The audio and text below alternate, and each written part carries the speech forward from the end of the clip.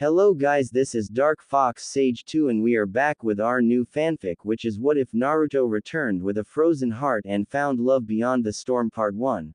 And if you enjoy this fanfic, then please press the like button and please subscribe to the channel. It motivates me to upload more fanfic like these for you all. Now let's start the fanfiction. It was a normal day in Konoha. The civilians were walking and shopping, ninjas getting missions, and the Sandaime cursing at his paperwork. A small 5-year-old boy was walking down the street dragging his feet with nothing to do but walk around and play pranks on the villagers and ninja. He was hated for his curse, a curse that he had no control over, a curse that plagued his life just for existing. For he was the vessel of the nine-tailed fox, Kyuubi, the king of demons.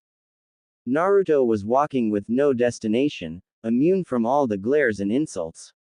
He just brushed them off and kept on walking wearing his mask of happiness.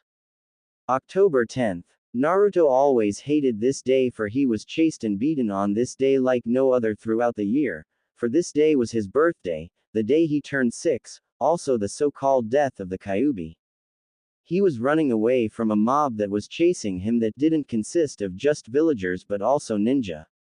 There was Chunin and Genin that were chasing him. For a 6-year-old, Naruto was fast at escaping and hiding. He was chased into an alley that was a dead end. Naruto cursed under his breath. "What's the matter, demon? It's time you die. You will never wreak havoc again," a Chunin yelled. Some of the ninja threw shuriken and kunai. Naruto dodged as many as he could but was still hit with some in his left arm and legs. The ninja just laughed and then left to leave the villagers to take the blame and beat the boy. For everyone, ninja and civilian, knew that the boy was loved by the Sandaime. Naruto thought he was going to die. Naruto was beaten to almost death while the villagers just laughed and continued to throw stuff. Naruto passes out. In Naruto's head, he approaches a large cage with seal on it.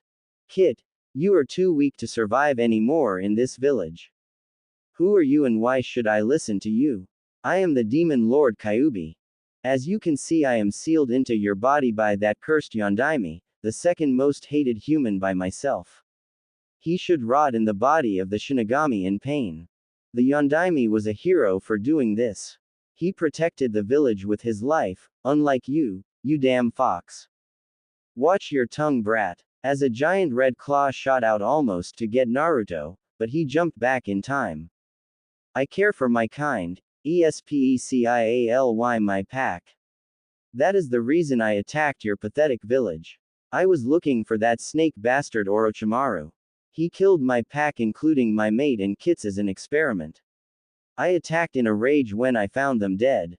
That damned Yondaime, even though he was the second most powerful human I have ever met, and for that I respect him, but I still hate him for sealing me. So you're telling me that you attacked our village because of some guy named Orochimaru, then got sealed by a guy who you hate but respect at the same time?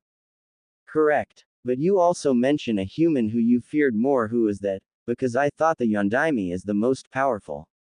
"No, he is second. The other man is a warrior, a holy warrior who fights for those in need most. He is also the guardian of Earth itself. But he fought against the Hachibi, 8-tailed snake demon, and killed him, although he suffered a fatal wound. He then sealed his power away in exchange for his life. Right now he is only at 1/25 of his power." "Wow. Where can I find him?" "Fool. He is the strongest of the humans, well, was the strongest, although I don't know how strong he is now, but he only appears when he wants to protect the needy. So basically you have no clue. ARRRRRRGGGGGGGGHHHHHHHHH. I hate you, Kit." Naruto has a long laugh at this. "But for now you need to leave this village, to survive." "How? I am getting killed out." Chakra then burst through the seal and supercharged Naruto. Naruto stood as all his wounds quickly healed and the shuriken and kunai fell out. Naruto then turned to run as the chakra stopped. Quick, kill him before the Kyuubi escapes. The chase was on again as Naruto turned to run towards the walls of Konoha. The ninja returned after hearing the shouts of the villagers. "Hey, he survived. Must be the blasted fox, shouted a genin. Don't worry, he'll die this time, as more shuriken and kunai were thrown at him. Only one hit this time as he continued to run away. That's it. Fire release. Great fireball. Yelled 3 chunin. Naruto was hit with another kunai to the leg, causing him to fall, and he turned back to look at his fate as 3 fireballs flew at him. Status field. Yelled a man who jumped in front of Naruto as a shield of flowing lightning emerged from around the figure, stopping all movement and canceling all of the fireballs. Chain lightning. Yelled the man as a lightning bolt shot from the man into all of the villagers and ninja, knocking them all out. The man then turned to Naruto. Don't worry boy, I am here to help, as he removed the weapons from him and bandaged Naruto up. After he was done, he stood up and Naruto got a good look at him. He was a man in his early 30s, about 5'10" with shoulder-length white hair that seemed to glow, and white armor that covered his body except for his hands and head. On his back were 3 swords, one standing straight up behind his head, and 2 others out to the side, just coming above his shoulders. On his chest plate was a dragon in flight with a lightning storm behind it. But what scared Naruto the most was his eyes. They were dark blue pupils with a light yellow cross shape around them. Who are you, mister? The man smiled a little and said, I am the White Storm, the Earth Shadow. Naruto then realized he was talking to the one Kyuubi told him about. Naruto then passed out. The Sandaime and a squad of Anbu then appeared. What is going on here? Came the voice of the Sandaime. Ah, Sarutobi, it has been over 5 years, has it not? Who are you and why have you attacked the villagers? Said an Anbu. The man then appeared in front of the Anbu that talked with a shining white sword. At his throat, it's best you hold your tongue, when you are not being talked to. Sandaime had a look of shock on his face as he realized who this man was. The Sandaime then bowed and said, Gaikage-sama, Earth Shadow, I am sorry for his interruption, I did not realize who you were. The man chuckled as he sheathed his sword and walked to Sandaime and bowed. No problems at all, Sarutobi, just haven't had much action lately, and wanted to show this Anbu that there are still others who are stronger than he. The Sandaime smiled. Well, what has happened to bless us with your presence? I was going by Konoha when I felt Kyuubi's chakra, so I decided to stop by. He then finished the story of his arrival. Hokage's tower. In the room were Sandaime, the White Storm and Naruto. Naruto awoke and the White Storm turned and said, Naruto, how are you feeling? I feel fine, but what happened? You passed out, chuckled Sandaime. Naruto, this man has chosen you to be his next successor. Silence passed the room as Naruto thought about it. No, the Sandaime had a look of surprise on his face. I want to it, because I want to protect this village as my hero the Yondaime did. The man smiled and said, you can still protect this village by becoming Hokage, but you must protect others as well. Naruto then said, so I can become Hokage but have to do other stuff? Yep. Yes, Naruto screamed as he jumped around the room. Okay, then go get packed, for you will be leaving the village with him, Sarutobi said. Naruto stopped his jumping and said, what? I don't want to leave, you said I could go to the academy this year, Gramps. Sandaime sighed. Yes, but he will have you back for the last 6 months of your final year to make friends, because you will have learned just as much if not more by that time. Fine, Naruto said as he left to go pack. Sandaime then turned to the man, so 6 months before the year's end, 6 years from now. Of course, Sarutobi, he will have grown much by that time. Sarutobi took a puff of his pipe, so he will be my successor as yours. Quote. Yes, as the son of Yondaime, he has great potential, more than his father, and add that to the Kyuubi, who I will tame to help Naruto, and he will no doubt surpass any human that has ever lived. That is great news, but will you pass on your swords as well? Yes, I am also going to teach him how to make his own sword, stronger than mine, he said with a smile. Sarutobi dropped his pipe. How can that be? You carry the swords of heaven, earth and hell. Surely no sword is stronger than the sword of heaven. Sarutobi, my friend, the sword of heaven was made by myself using my spirit. I am a holy fighter, meaning it took on those properties. Sarutobi picked up his pipe as he realized the reason. When he makes his, it will take his potential plus that of the Kyuubi, if he is willing to give it, am I correct? You aren't the professor for jutsu alone, he said as they shared a laugh. I best be going. Naruto should be done now, and remember he will return stronger than most Junin, but he will be given the same seals as me to repress his power. He walked to the door and stopped to turn around. Sarutobi, after the battle with Hachibi I lost more than half of my power. At my 24th level 1 am of cage power, but my 25th level is a one-time shot. It will take my life if I use it, and the Akutsuki will start in a few years. Be warned, they are mostly just under cage level, so be prepared, and with that he disappeared. Naruto walked out of his house and was greeted by the man from earlier. As they were walking together to the gate, hey, what should I call you because White Storm is took long, what's your real name? My real name is Robert, but just call me Sensei, okay? Gotcha. So where are we going? We are going to my personal training area, it is hidden among the Himalayas. Himi Lanes. Yes, it is in a land far away, it is secret and secluded, and perfect for training. And with that the two were far enough from the village for Robert stopped and turned to Naruto. Come here, boy. Naruto walked to the man and he put his hand on narrator's shoulder. He did a handseal and said lightning transport, and a bolt of lightning shot down and struck both of them, and when it receded they were gone. Somewhere deep in the Himalayas. It has been a week since the pair of Naruto and his sensei, Robert, arrived at his hidden training area. During this time he showed Naruto around and taught him how to survive when he is alone, for he would be leaving at times to get food and supplies, thus leaving Naruto alone.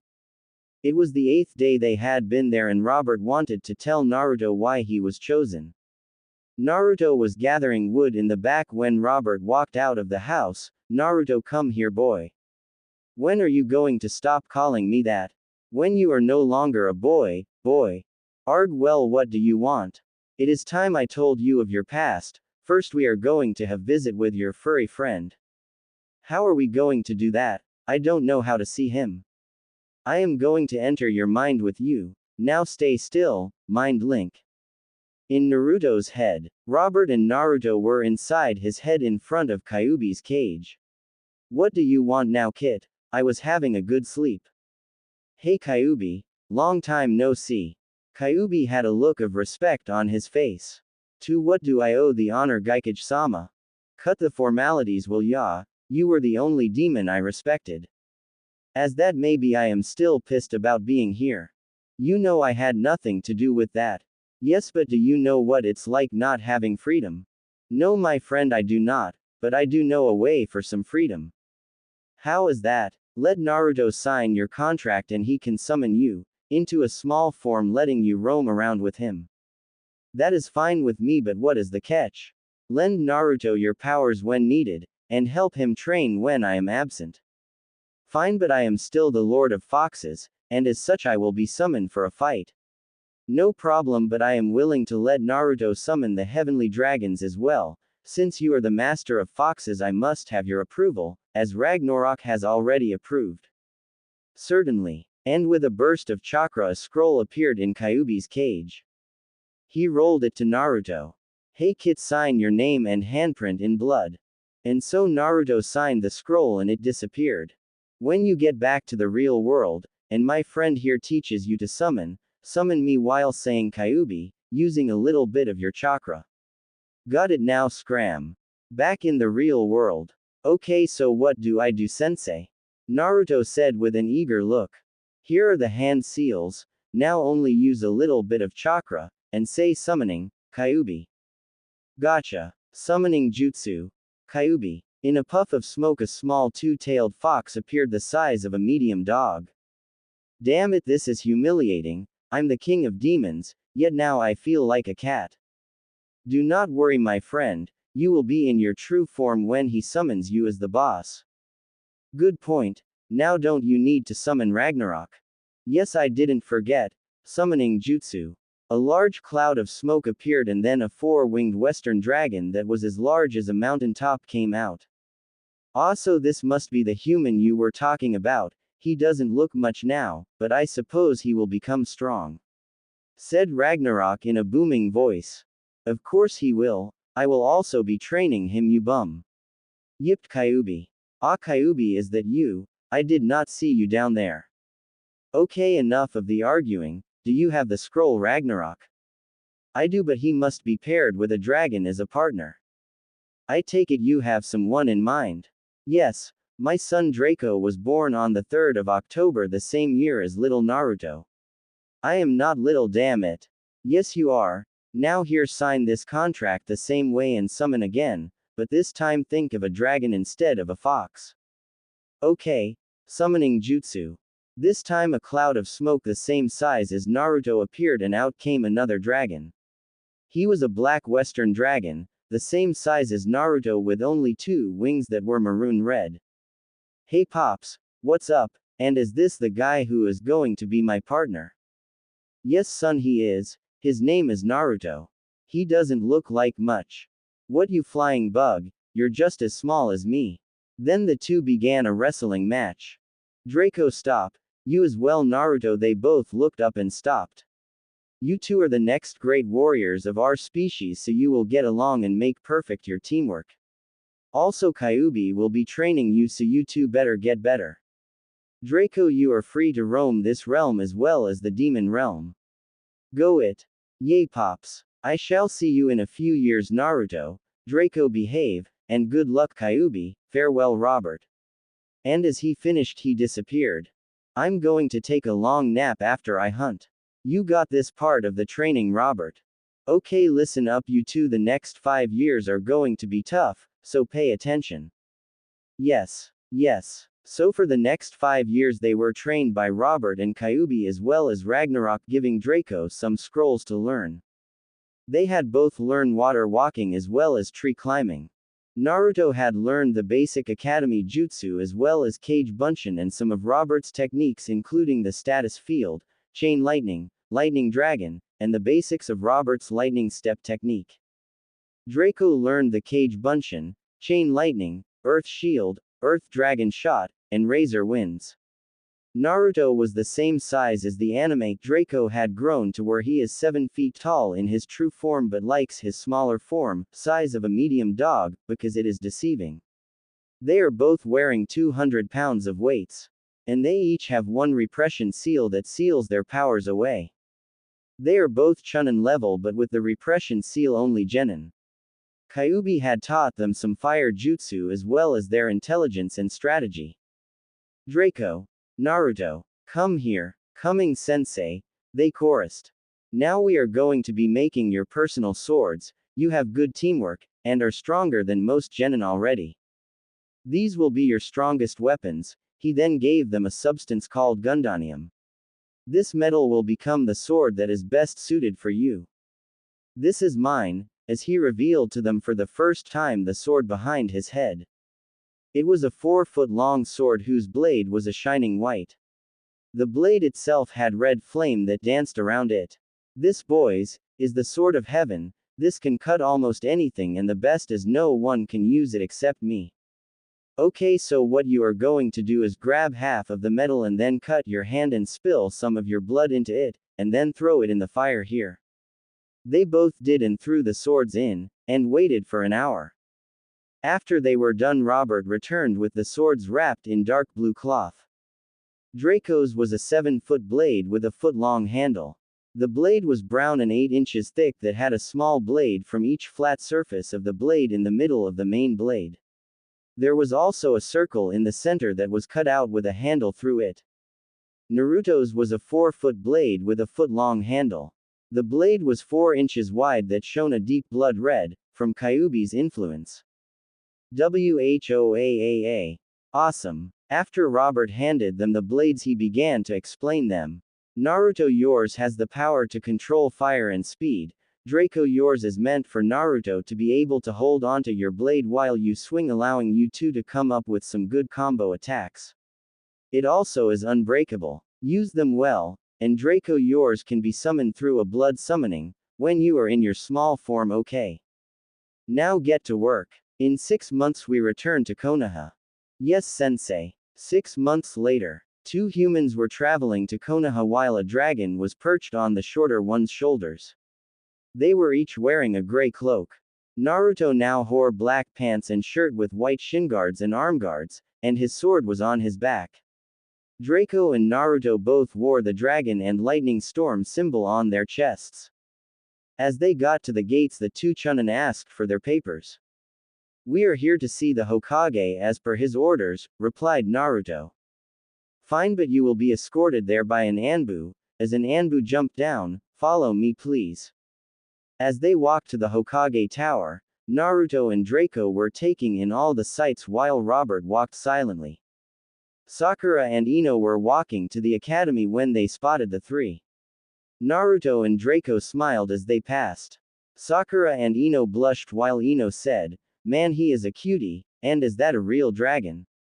Let's follow them," as she grabbed Sakura and pulled her along. Ino, what are you talking about? Sasuke is hotter. Sakura, come on, we are going anyway. If he doesn't have a boyfriend, I'll take him, and you can take Sasuke.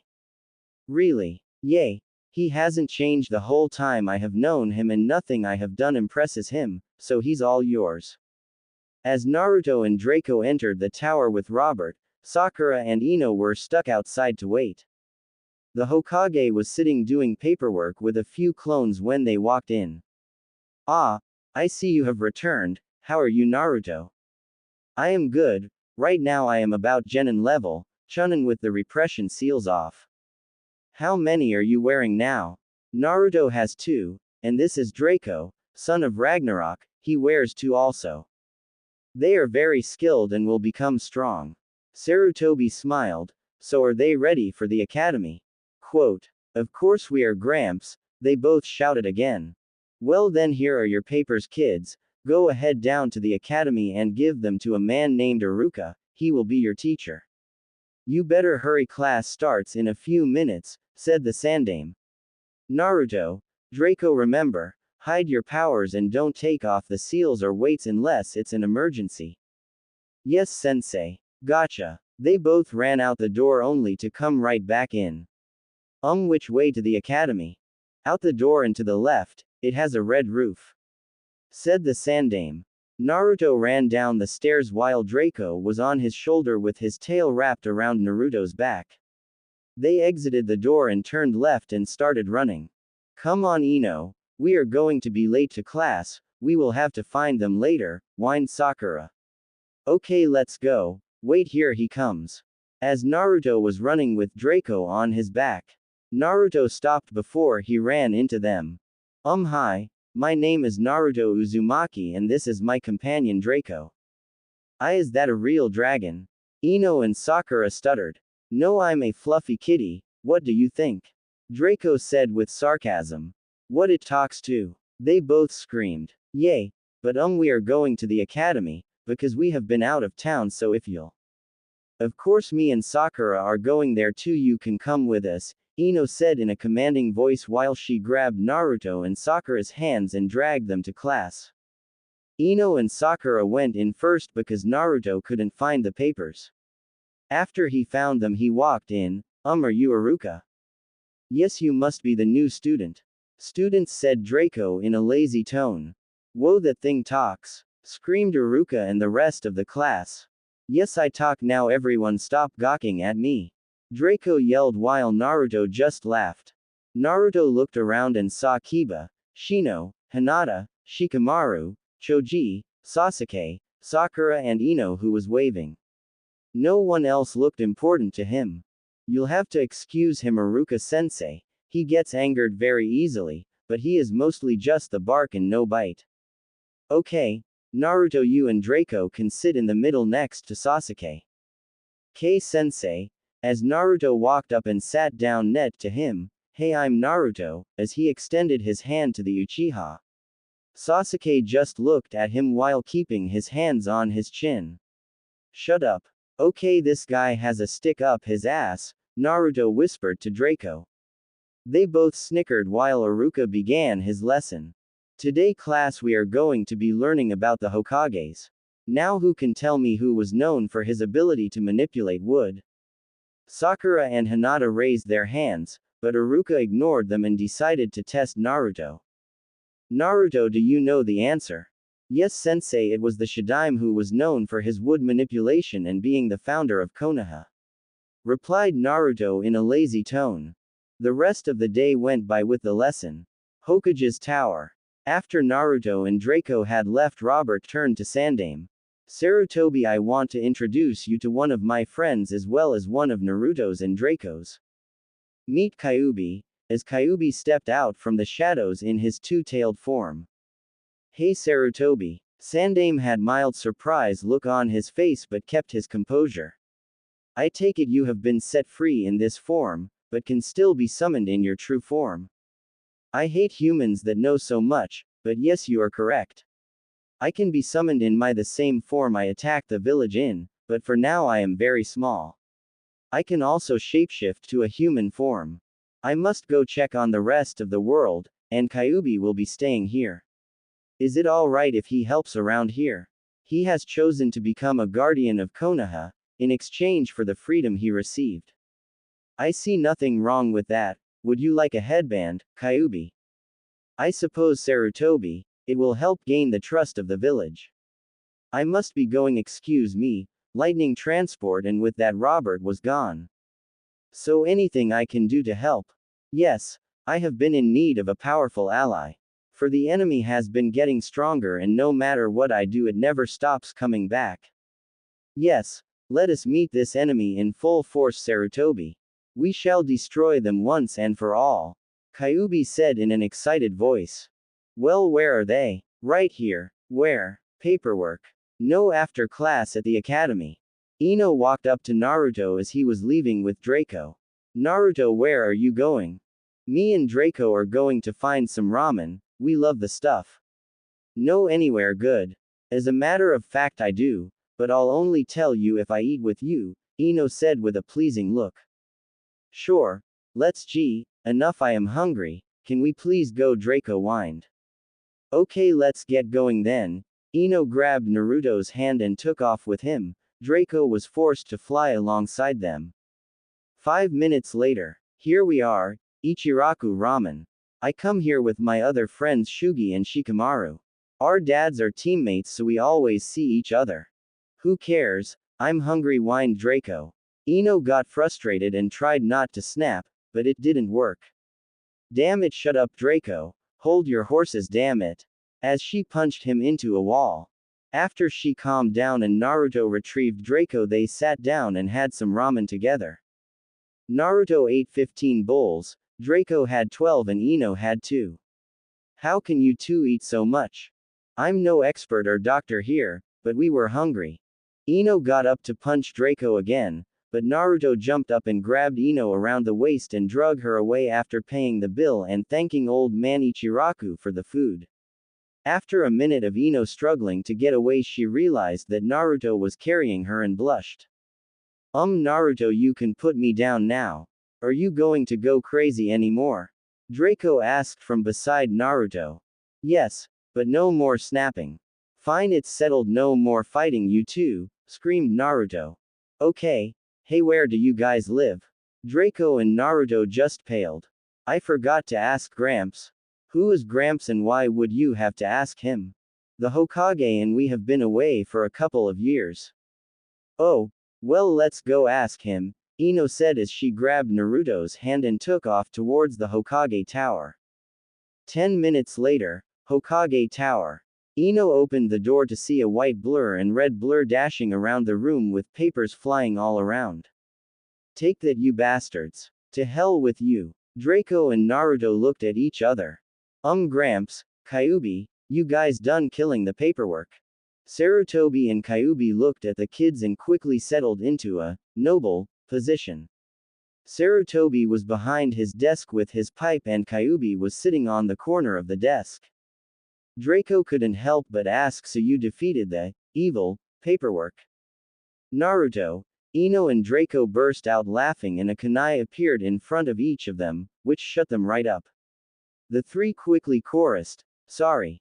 Gramps, where?" Naruto was smacked over the head. "Do you know who you are talking to, Naruto?" Ino demanded with a raised fist. "It is all right, Ino. Naruto and Draco have always called me that. They seem to lack a sense of respect." Sandaime said with a smile. "Okay, sorry for the interruption then, Hokage-sama," Ino said as she bowed quickly. "Well, what I was trying to say before I was bashed over the head, where are me and Draco supposed to live? And I am sure Kyuubi doesn't want to camp outside," asked Naruto. "Ah, I forgot. Here are the keys to your father's house," Sandaime said while he threw Naruto a set of keys. "The house is up on the plateau above the Hokage monument. Go check it out."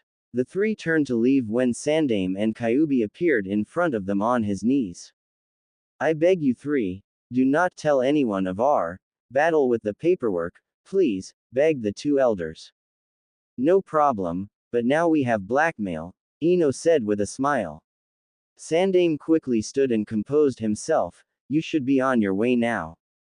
There is a path on the side of the Hokage monument that leads to it." Naruto, Ino and Draco left the office, and as soon as they did, Sarutobi quickly began to flash around the room again. 20 minutes later, in front of the Kazama estate. "Wow, it's huge, Naruto," Ino exclaimed. It was a large mansion with a clearing in the back and forest on all sides except for the path leading to the house. It had a large balcony on the third floor that could easily fit 20 people. All around the outside of the house were flowers of every kind.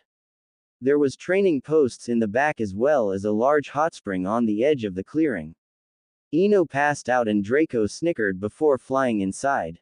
Naruto just sighed and grabbed Ino bridal style and carried her into the mansion. Ino woke to see Naruto carrying her and blushed. She just laid her head back on Naruto's chest and went to sleep. She felt safe in his arms. After a couple minutes of walking, Naruto tried to set Ino down on the couch, but she would not let go and pulled Naruto down on top of her. Ino woke from Naruto's gentle shaking of her arm. She awoke to see Naruto's face a few inches from hers.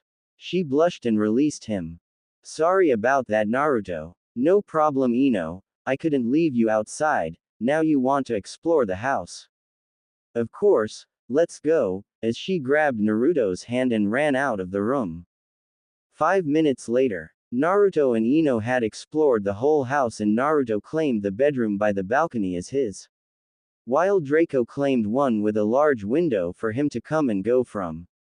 Ino ran ahead of Naruto and found a door with the Uzumaki spiral on it. "Hey Naruto, what's this? I can't get it open." Naruto looked at the door for a minute before he realized what it was.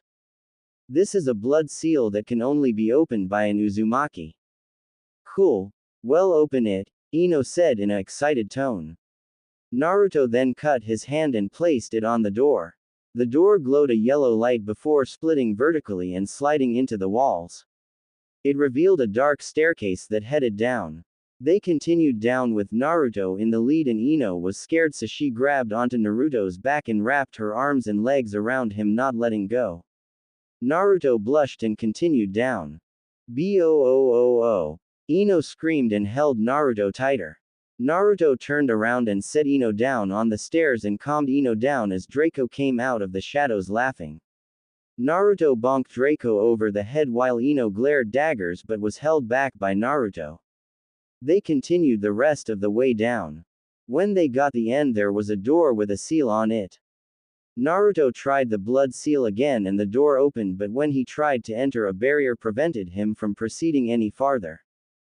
A voice came from nowhere saying, "Young Kazama, you and the dragon may enter, but the female is not strong enough yet. This is your mission in order to enter the time chamber. You must teach this girl to become stronger and then you may enter. Now leave and do not return until you think she is strong enough." Then a white light engulfed the trio and they were transported back to the living room. Ino started to apologize, but Naruto cut her off. "Hey, don't worry about it, Ino. You will get stronger and we will become better friends." I have seen enough for now. Ino smiled and then hugged Naruto. Thank you, Naruto. The weeks went by and Naruto, Draco and Ino all were training together in Naruto's backyard. Naruto had moved on to 350 pounds of weights and Draco was at 300 pounds. Ino was at 100 pounds. Ino had a water affinity, so they taught her the water clone, water dragon, and water bullet. Draco had mastered his earth defenses to where he doesn't need to say the name of them or do hand seals, but that is only for his earth wall, and earth dome. His offensive attacks he still needed to say and make hand seals. Naruto worked on his ability with clones. He found a scroll in his room, that was left by his father. On it were all the types of clones, and how to master them. So far he had learned Shadow Clone, Regular Clone, Water Clone, Earth Clone, and Lightning Clone. He had also mastered them to where he doesn't need to say the names or hand seals, thus making him very effective at deception and overwhelming power. Naruto now wore 4 repression seals, meaning he is 4/25ths of Robert's power at his max.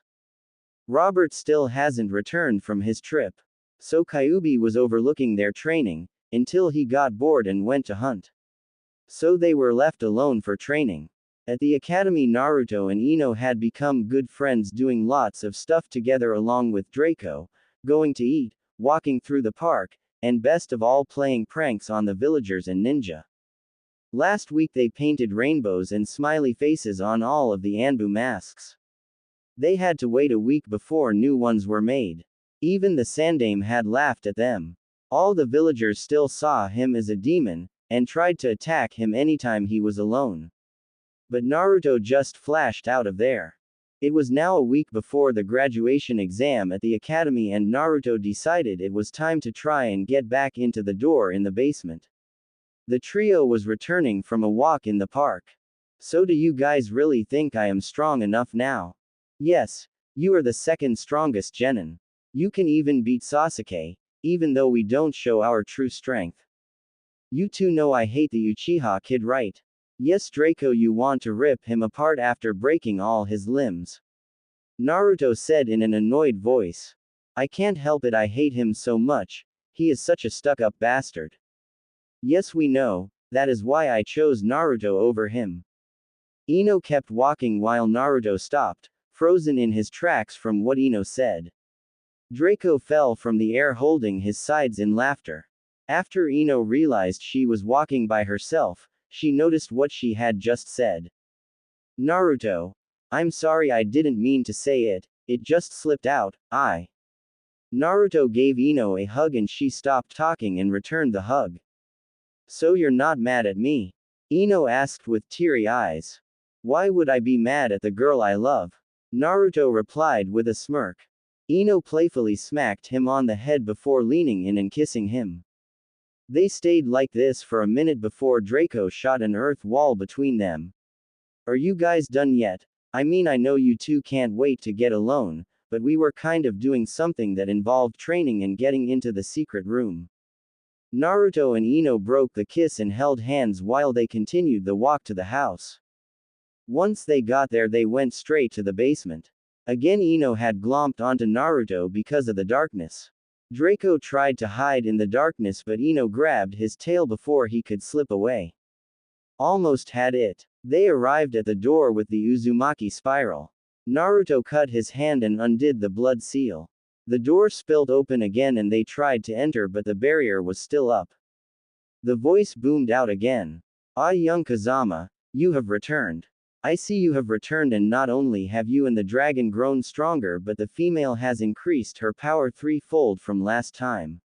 I believe you have completed the mission. Naruto and Draco gave each other a high five while Ino jumped around. Enough. The trio stopped immediately. This room was built by your father Naruto. It is a chamber that alters the plane of time. By entering you will be able to train faster because time moves faster in here than in the normal world. So you are saying that this room is a powerful training area that defies time? Ino asked with a confused look. Yes, it is, the voice said in a normal voice. That's impossible. Ino yelled. No, It is not. Naruto's father was a master of seals, for example, he created one that could summon the death god himself. What this room does is it creates a gateway to the world that the summons reside in, precisely the land of the frogs, seeing as they were his summon. Time in that plane moves much faster than ours. Have you ever wondered how they got so big? Oh, that makes sense on how Pops and Kyuubi got so big. Anyway, do you wish to enter? Naruto thought for a second before saying, we would love to, but we have to be back in this world in a week for graduation. That is no problem, I will keep guard and come and get you in 6 days to leave you with a day of rest. How are you going to do that? You're just a voice. A figure in green armor stepped out from the room. Just because you cannot find me does not mean I am not there. My name is Jake and I am a true master of stealth. Whoa, you are good. Ino stated. Jake, one question, will the frogs attack us and stuff when we get there? Because I am not a summoner of them. They will not unless you attack them, they are the friendliest of the summons, you should be fine, now get going. Oh wait, how much time will go by in here? I was wondering if any of you would ask that. Every day out here is equal to a month in there. But you should not stay for more than 12 days at a time, because your mind will not be able to handle the stress. Now go, Jake said as he pushed them through the door. The door slammed shut and re-sealed itself. Jake turned and sat in front of the door. In the plane of summons, Naruto, Draco and Ino had walked out into a forest with huge trees that stretched over 200 feet into the sky. The trees were so thick that it appears dim through the forest. Naruto, which way do we go? We find the boss of the frogs. And how are we going to do that? This place is huge, look. Suddenly Draco darted off into the forest, leaving Ino and Naruto alone. Ino found herself against Naruto's chest, holding him tightly with her eyes shut. Ino, are you alright? No, I hate the dark and now something got Draco, it's going to get us too. What got me? This little frog. As Draco dropped a small frog onto the ground in front of them. You damn dragon, you only got me because you can fly. Whoa humans, how did you guys get here? My father created a seal that allowed us to come here. He was a summoner of frogs. Oh, you must be talking about the guy that Pops talked about. The one who died protecting his home. Yay, that was my father. Well then come on, Pops will know what to do. My name is Gamakichi, I'll be your guide for our journey today. Gamakichi then burst out laughing, just come on, and he took off into the forest. 10 minutes later, large cave. Gamakichi hopped up onto a rock. Hey Pops, come here, I got someone for ya. A large rumbling was heard and then a giant frog a little smaller than Ragnarok appeared. Why are there humans here, Gamakichi? Gamabunta screamed. Gamakichi hid behind Naruto. I was playing in the forest when this dragon started chasing me and caught me only because he could fly. Then this blonde guy here started saying he used some kind of room with a seal to get here and that it was made by his dad. Lies, the only one who could get here was the Yondaime and his family. But sadly they have all passed away. Naruto jumped up closer to the frog and screamed back at him, the fourth was my father, you frog, why do you think I could get here? I see, you do resemble him, except for being short. But I was told that his family had died from the Kyuubi. Who told you that? Was it the Sandame? No, it was the council. The Sandame was taking care of Yondaime's funeral. Those bastards. I swear, when I become Hokage I am going to get rid of the council. So then you are his son, you have the same attitude as him. Gamabunta smiled and took a puff of his pipe. But why are you here, and how did this other girl get here and the dragon? These are my best friends, Ino Yamanaka, and Draco. So you have a mindreader as a girlfriend and a dragon as a pet. How did that happen? Ino blushed and Draco erupted. What, I am not his pet, I am his partner. Want to fight about it? Gamabunta dropped his pipe in laughter. You are too small to even beat Gamakichi here, why do you want to fight me? Because you insulted my partner and his girlfriend. This time Naruto and Ino looked at each other and then quickly looked away, blushing. Gamabunta laughed harder. Arg, my dad could kick your ass, frog. Draco yelled from in front of Gamabunta. Oh yay boy, how strong is he? Naruto, please summon him to teach this frog a lesson. Draco said as he flew back to Naruto's side. Naruto quickly did the seals and bit his thumb summoning jutsu. A large puff of smoke bigger than Gamabunta appeared. Out stepped Ragnarok with a roar. Ah Gamabunta, what has my son done this time? Ragnarok, it has been a long time, he has done nothing but call me a frog, but this human here claims to be the son of Yondaime.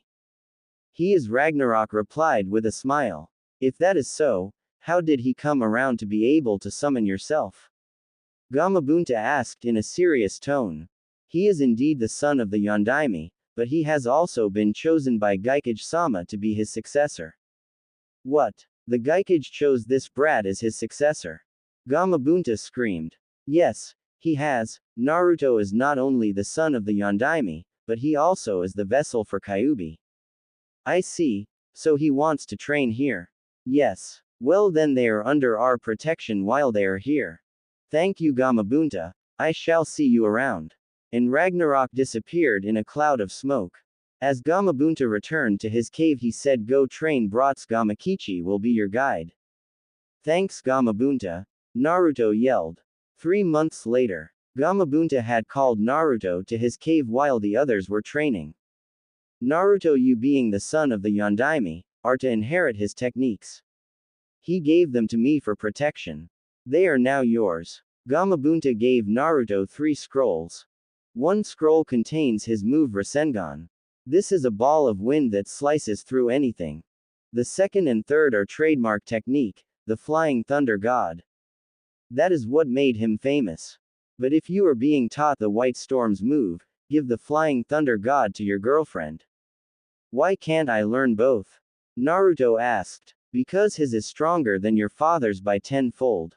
Also they both take very long to learn, so you need spend your time on one only. Okay, I got it now, thanks Gamabunta, and Naruto left. He found Ino and Draco resting under a tree. Here Ino, this is for you and Draco. As he tossed her the FTG, Flying Thunder God, scrolls. Ino opened and read the title. What is it? I have never heard of it. Whoa Naruto, this is really for us. What is so special about this move? Ino asked, completely unaware of what she was holding. Ino, this is the move that made the Yondaime so powerful, and gave him the name, Yellow Flash. Ino's jaw dropped, and she just stared at it. She got up and hugged Naruto. Thank you so much. Wait Naruto, how come you aren't learning it? I am learning a new one that is stronger from my sensei. 3 months later, Jake had come to get them from the other plane, and bring them back. Draco and Ino had just started to learn the basics and were now about 1/10 of learning the FTG. Naruto had worked on his swordsmanship, and learned 2 new attacks with Draco. Naruto and Draco were both wearing 350 pounds of weights, and now Naruto wears 7 seals, Draco wears 5. Ino is at 200 pounds and no seals. Naruto had mastered the first dance of the White Storm. Naruto had mastered the Rasengan and was starting to add an element. You guys have graduation tomorrow, don't forget. Yay, we know. Now we are going to sleep. Sees you around Jake, as the trio left to get some rest. If you ever need help with stealth and assassinations, just ask, and Jake walked back into the portal as the door closed. Next day at Academy. Naruto, Ino, where have you been the last few days? Iruka asked. We were both sick, Iruka-sensei, Ino replied. Okay, well today is the graduation exams, I will call you each by name into the next room for your exam. First Shoji Akamichi.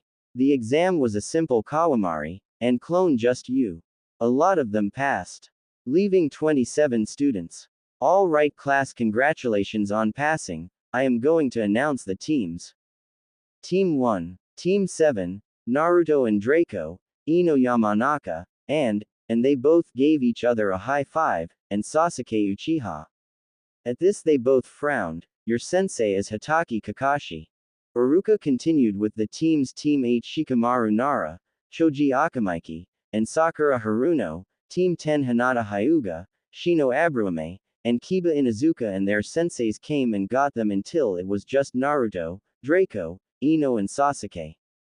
I hate this sensei already, Ino whined. Prank time, Naruto said in an evil voice. They set up their trap and waited. 2 hours later Kakashi walked in. His foot hit a wire, that threw some kunai at him. He jumped over them only to have a bucket from under a desk spill glue all over the floor. Kakashi had no choice but to land in it. He looked around as if expecting more. My fur. As soon as he started talking, 2 bags of flour fell all over him. The 3 of them were laughing and Sasuke had a smirk on his face. As I was saying, my first impression is I hate you. Meet up on the roof in a minute. Up on the roof. Wow, you guys are slow, Kakashi said, not looking up from his book. Well, maybe if you came down to see us we would have had a chance. Kakashi looked up from his book. Wow, a real dragon, whose is it? What are you talking about, dragon?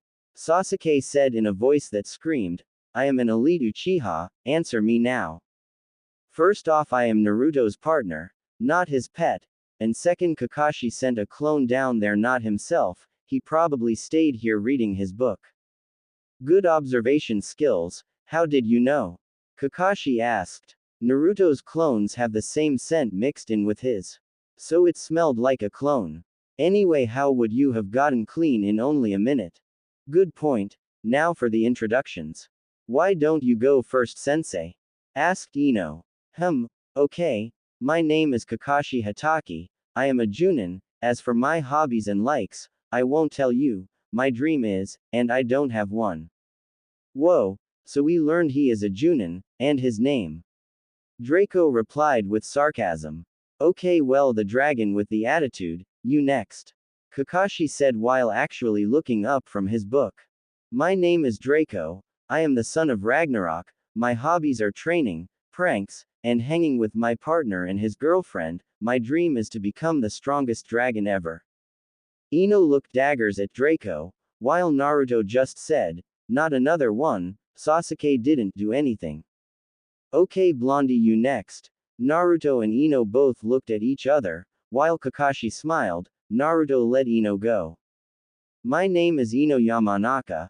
I like my friends Naruto and Draco, and I enjoy hanging out in flowers. My dream is to become a great ninja.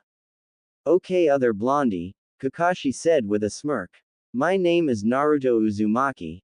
I like training, and hanging out with Ino and Draco, and my dream is to surpass my father, and I am not telling you who he is. My dream is also to become the strongest warrior ever. Naruto finished with a big smile. Kakashi looked at Naruto with a puzzled look, while saying, okay, Mr. Moody, you next. My name is Sasuke Uchiha. I have no likes or hobbies and my ambition is to kill a certain man. Okay, well, now that we know each other better, tomorrow meet me at the bridge at Training Area 7 tomorrow at 8 o'clock. Oh, and don't eat, you will probably throw up, and Kakashi disappeared. Sasuke left, while Draco asked about ramen, and the trio went to get some ramen. Ichiraku ramen. Naruto had 15 bowls and was on his 16th, Draco had 12 and was waiting for Naruto, and Ino had 4. A bolt of lightning flashed outside the ramen stand and everyone around hid for cover, while Naruto, Ino, and Draco just kept eating. Hey sensei, what's up? Said Naruto as Robert sat down next to him. Nothing, just had to check up on things, so I hear you are having a test tomorrow. Yay, we are going to have survival training with Kakashi sensei. Ah, you guys got Kakashi, he is a good ninja, probably top 5 in the village. Really? He didn't seem like much, Ino said matter-of-factly.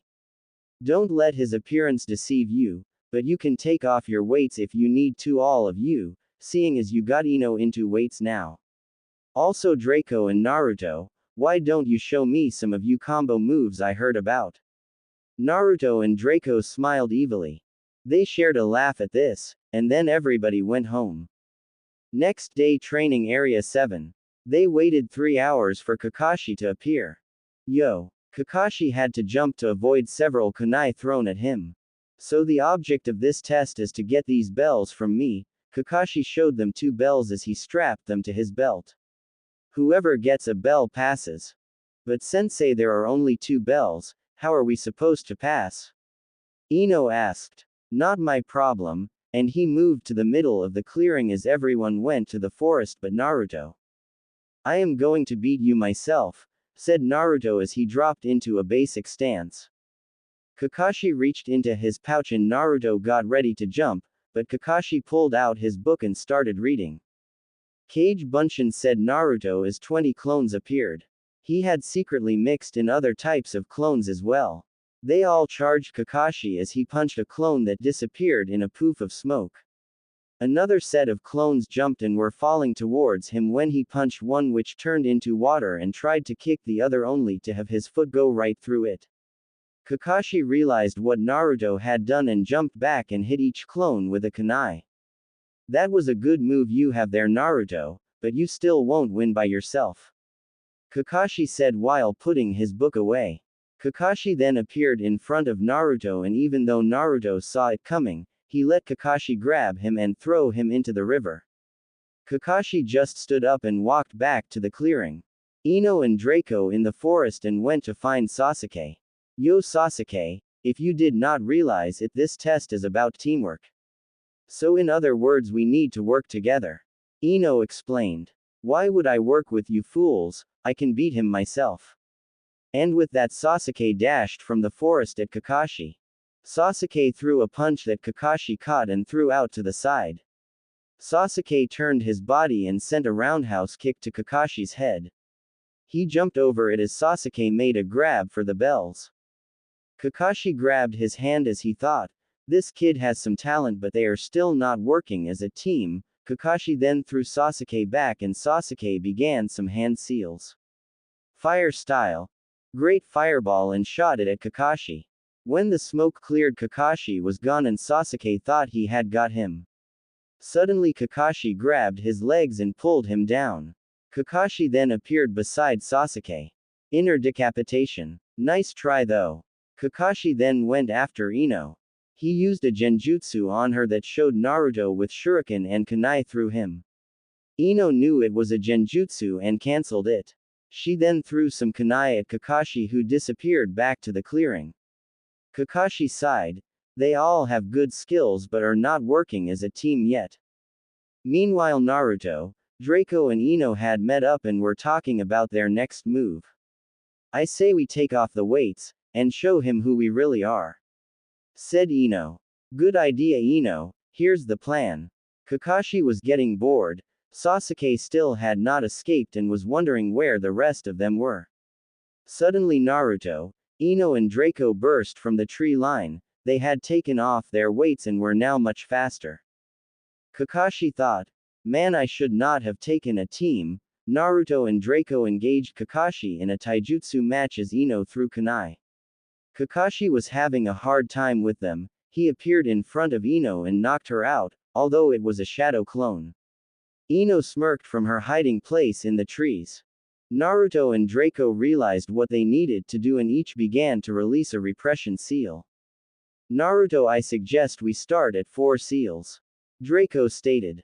Sounds good. Soul seal release. They said together. Naruto's yellow hair now had white tips and Draco turned into his 7-foot form and summoned his sword. They both drew their swords and Kakashi was actually scared. Naruto charged with Draco behind him. Hurricane winds, they both shouted. Draco beat his wings and made blades of wind shoot at Kakashi, who was forced to shield his eye, lowering his visibility. Draco then swung his sword into Kakashi. It looked like Draco cut right through Naruto. Kakashi wondered what happened but had to dodge Draco's sword that almost chopped him in half. Kakashi ducked under it and kicked Draco back. Kakashi's eye widened as he quickly spun around and blocked Naruto's sword. Kakashi jumped away and Naruto stood on Draco's back. While their teamwork is perfect, this is going to be hard, Kakashi thought as he started hand seals. Fire style. Great fireball. Draco and Naruto just stood there and Kakashi wondered why until an earth wall shot up stopping the fireball. Kakashi's eye widened again as he realized whoever cast that did not use hand seals. He knew he had to end this quickly. Kakashi started hand seals again. Earth style. Earth dragon is a dragon shot at the pair. Draco did the same seals and shot a dragon at Kakashi's, canceling them out. Kakashi appeared behind Draco and knocked him out. Naruto tried to slice at Kakashi but he disappeared. Naruto then went into a stance odd to Kakashi. Naruto was standing with his left leg forward, and his right hand with his sword behind him. He started doing one-handed seals. Dance of blades, Naruto said with a smirk. A bolt of lightning struck Naruto, making him disappear. Kakashi looked around, not being able to find Naruto. Suddenly lightning flashed all around Kakashi. Kakashi was scared as cuts appeared on his body each time the lightning flashed. Kakashi decided he needed to end this and started to lift his headband, but was thanking any gods when he heard the bell go off.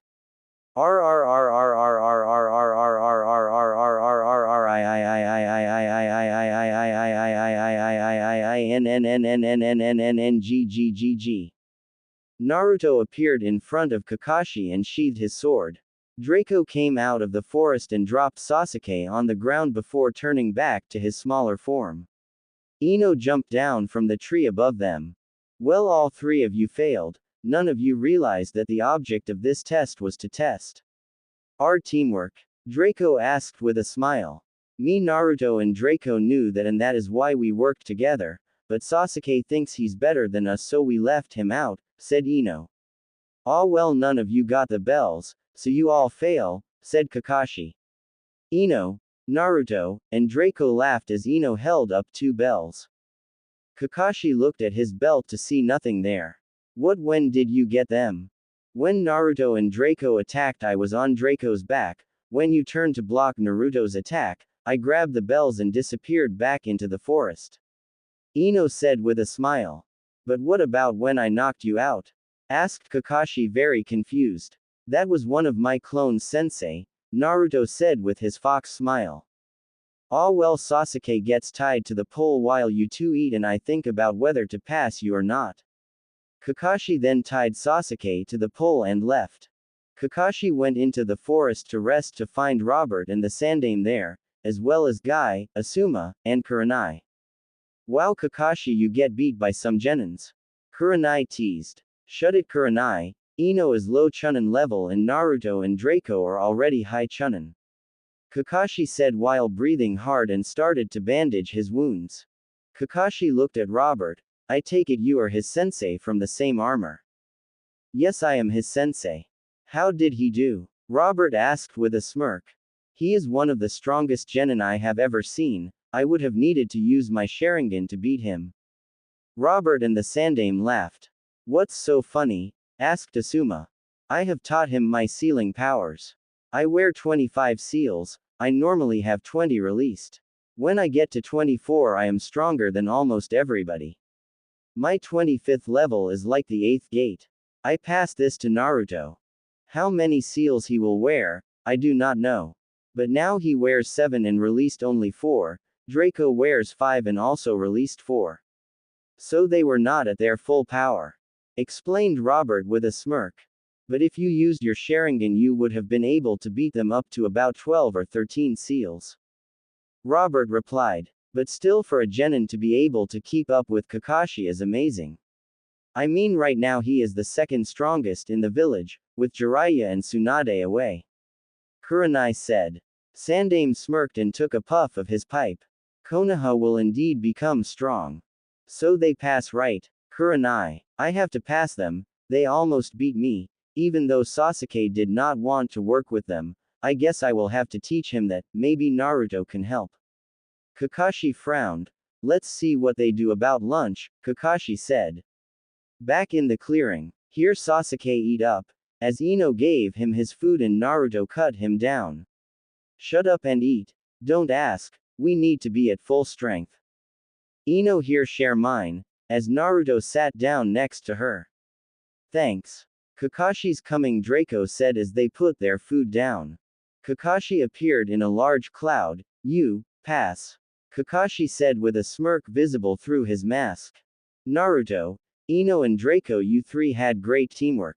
Sasuke, I wish I could say the same for you. Why didn't you work with them when you asked? Why would I need to work with these weaklings? Naruto grabbed Sasuke by his collar and punched him in the face. You damn Uchiha, you are not better than everyone else and definitely not stronger, screamed Naruto. Naruto and Ino left with Draco following. Kakashi walked over to Sasuke. Sasuke, you are not even close to being able to beat your brother yet, let's us help you get stronger. Sasuke just sat there with a shocked look. Naruto hit me, Sasuke thought. After realizing Sasuke was just going to sit there, Kakashi picked him up and took him home. Hokage Monument. Naruto dashed off after punching Sasuke and Ino could not find him, so she checked his house. Ino went in and found Draco sleeping. She kicked him in the tail. Damn it, can't I sleep in peace? Where is Naruto? Ino asked in a concerned voice. Hokage Monument, he is always there on his dad's head. Thanks, and with that Ino left. Hokage Monument. Ino found Naruto sitting on the head of the Yondaime. She walked up behind him and wrapped her arms around him. Ino kissed him on the cheek. Naruto blushed before pulling Ino onto his lap. They sat in silence for a while until Naruto asked, Ino, will you be my girlfriend? Ino smiled and said, I would love to, before she kissed him on the lips. Dance of Blades, an attack that utilizes lightning strikes to appear in different spots. Using a blade, sword, kunai, the user slices and dices its opponents. Can be faster than the FTG, but its speed depends on mastery of lightning and speed of user. Hokage's Tower. Sandaime took a puff of his pipe. So Team 7, what would you like to do today? We have painting a fence, cleaning a restaurant, or catching fish for a man who broke his leg. Ino and Kakashi looked at each other, while Draco and Naruto smiled. We'll take them all. Sandaime smiled. Are you sure? They will take a couple hours each. Yay, because we are going to have to do a lot of D ranks, so might as well do them now. Good idea, you two, but it will take the whole day. Kakashi said, looking at his book. We are fine, let's go. Draco flew to the Sandaime and took the 3 mission scrolls as the rest of Team 7 started to leave. Naruto turned. CYA Gramps. Somewhere in the village, Team 7 walked to a house that was a 2-story house with a garden around the front door. The fence that covered the lawn was about 60 feet long. Sasuke and Ino looked pissed about the size of the fence. An elderly man walked out of his house. Ah, you must be the ninja I hired to do my fence. Ah, this doesn't look that bad, team, it's not that big. Oh ho ho, this fence isn't the one I need painting. The one in the back, come I will show you. They arrived at the back of the house to see a fence that was about 500 feet long around the backyard. The paint and brushes are right here by the house. Have fun, and the man went inside. Look what you two bakas did. Now we have to paint this big ass fence and do other stuff today. Sasuke said in an angry voice. Shut up, Sasuke. We get paid for this and it'll only take a couple minutes, Naruto replied. In Naruto's head, hey Kyuubi, lend me some chakra and I'll let you out for a while. At least 4 hours, brat. Fine with me. And Kyuubi sent a burst of chakra through the seal which sent Naruto back to the real world. Real world. Summoning jutsu. Kyuubi. Kakashi's eye widened as he realized what Naruto said. Before Kakashi could do anything, a poof of smoke the size of a large dog appeared. When it cleared, there stood a blood-red 2-tailed fox. Hey Naruto, Draco, Ino, Uchiha. Ah, Kakashi, how are you? I haven't seen you in 13 years. Kyuubi said with a smile only a fox could make. Kyuubi, 4 hours. Yay, I know, Naruto. Later, and Kyuubi took off to the forest. Kakashi and Sasuke were looking at Naruto in confusion. Oh yay, you two didn't know I could summon Kyuubi, did you? Naruto said with a smirk. No, we didn't. Kakashi was about to continue but Ino cut him off. Naruto controls how much chakra he has, so don't worry, and yes, the Sandaime knows. Naruto and Draco ran to the fence with the supplies. Me and Draco each got 200 feet, you two to the rest. Ino replied with an okay, but Sasuke was confused. Just watch Sasuke, Ino said while starting on her part. Kage Bunshin Draco and Naruto yelled. They each made 10 clones and got to work. Restaurant 1 hour later. They entered the restaurant to see that it was destroyed from a bar fight. There was food all over and tables and chairs smashed and splintered. Sasuke, Ino and Kakashi sat down at a clean table. You guys got this one again? Ino asked in a pleasing voice. Hey Kakashi sensei, if we finish in 20 minutes can we have a spar with you later today? Naruto asked with Draco sitting on his shoulder. I suppose I can do that, but I get to use my Sharingan. Go, and Kakashi pulled out a clock already set on 20 minutes that had started counting. Draco made 5 clones and started cleaning. Naruto just stood there with his hands in a seal. Hey Kyuubi, can I get more chakra? I got a bet to win, said in his mind.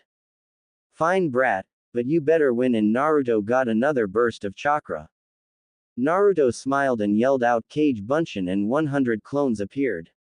Kakashi's head sunk low as he realized he was going to have to fight later on. Ino laughed and Sasuke sat there in his broody mood.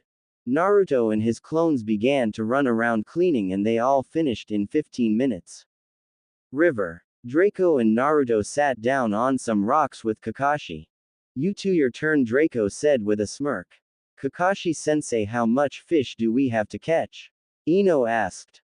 The mission says at least 30 fish that weigh more than 5 pounds. Sasuke and Ino sighed. That's a lot of fish sensei, Ino whined. Naruto whispered to Draco. I'll bet Ino catches more than Sasuke by 15 fish, Naruto stated proudly. I'll say 5 fish more. Draco said, placing his bet. Betting on your girlfriend? I say 10 more than Sasuke. Naruto and Draco fell backwards from Kakashi appearing right between them. Damn it. I say I'll beat Ino by 20 fish, Sasuke yelled from the river. Losers do 5 laps around Konoha. Deal? And they all shook on it. 1 hour later, the Sandaime was taking his walk around Konoha when he heard laughing from atop the wall.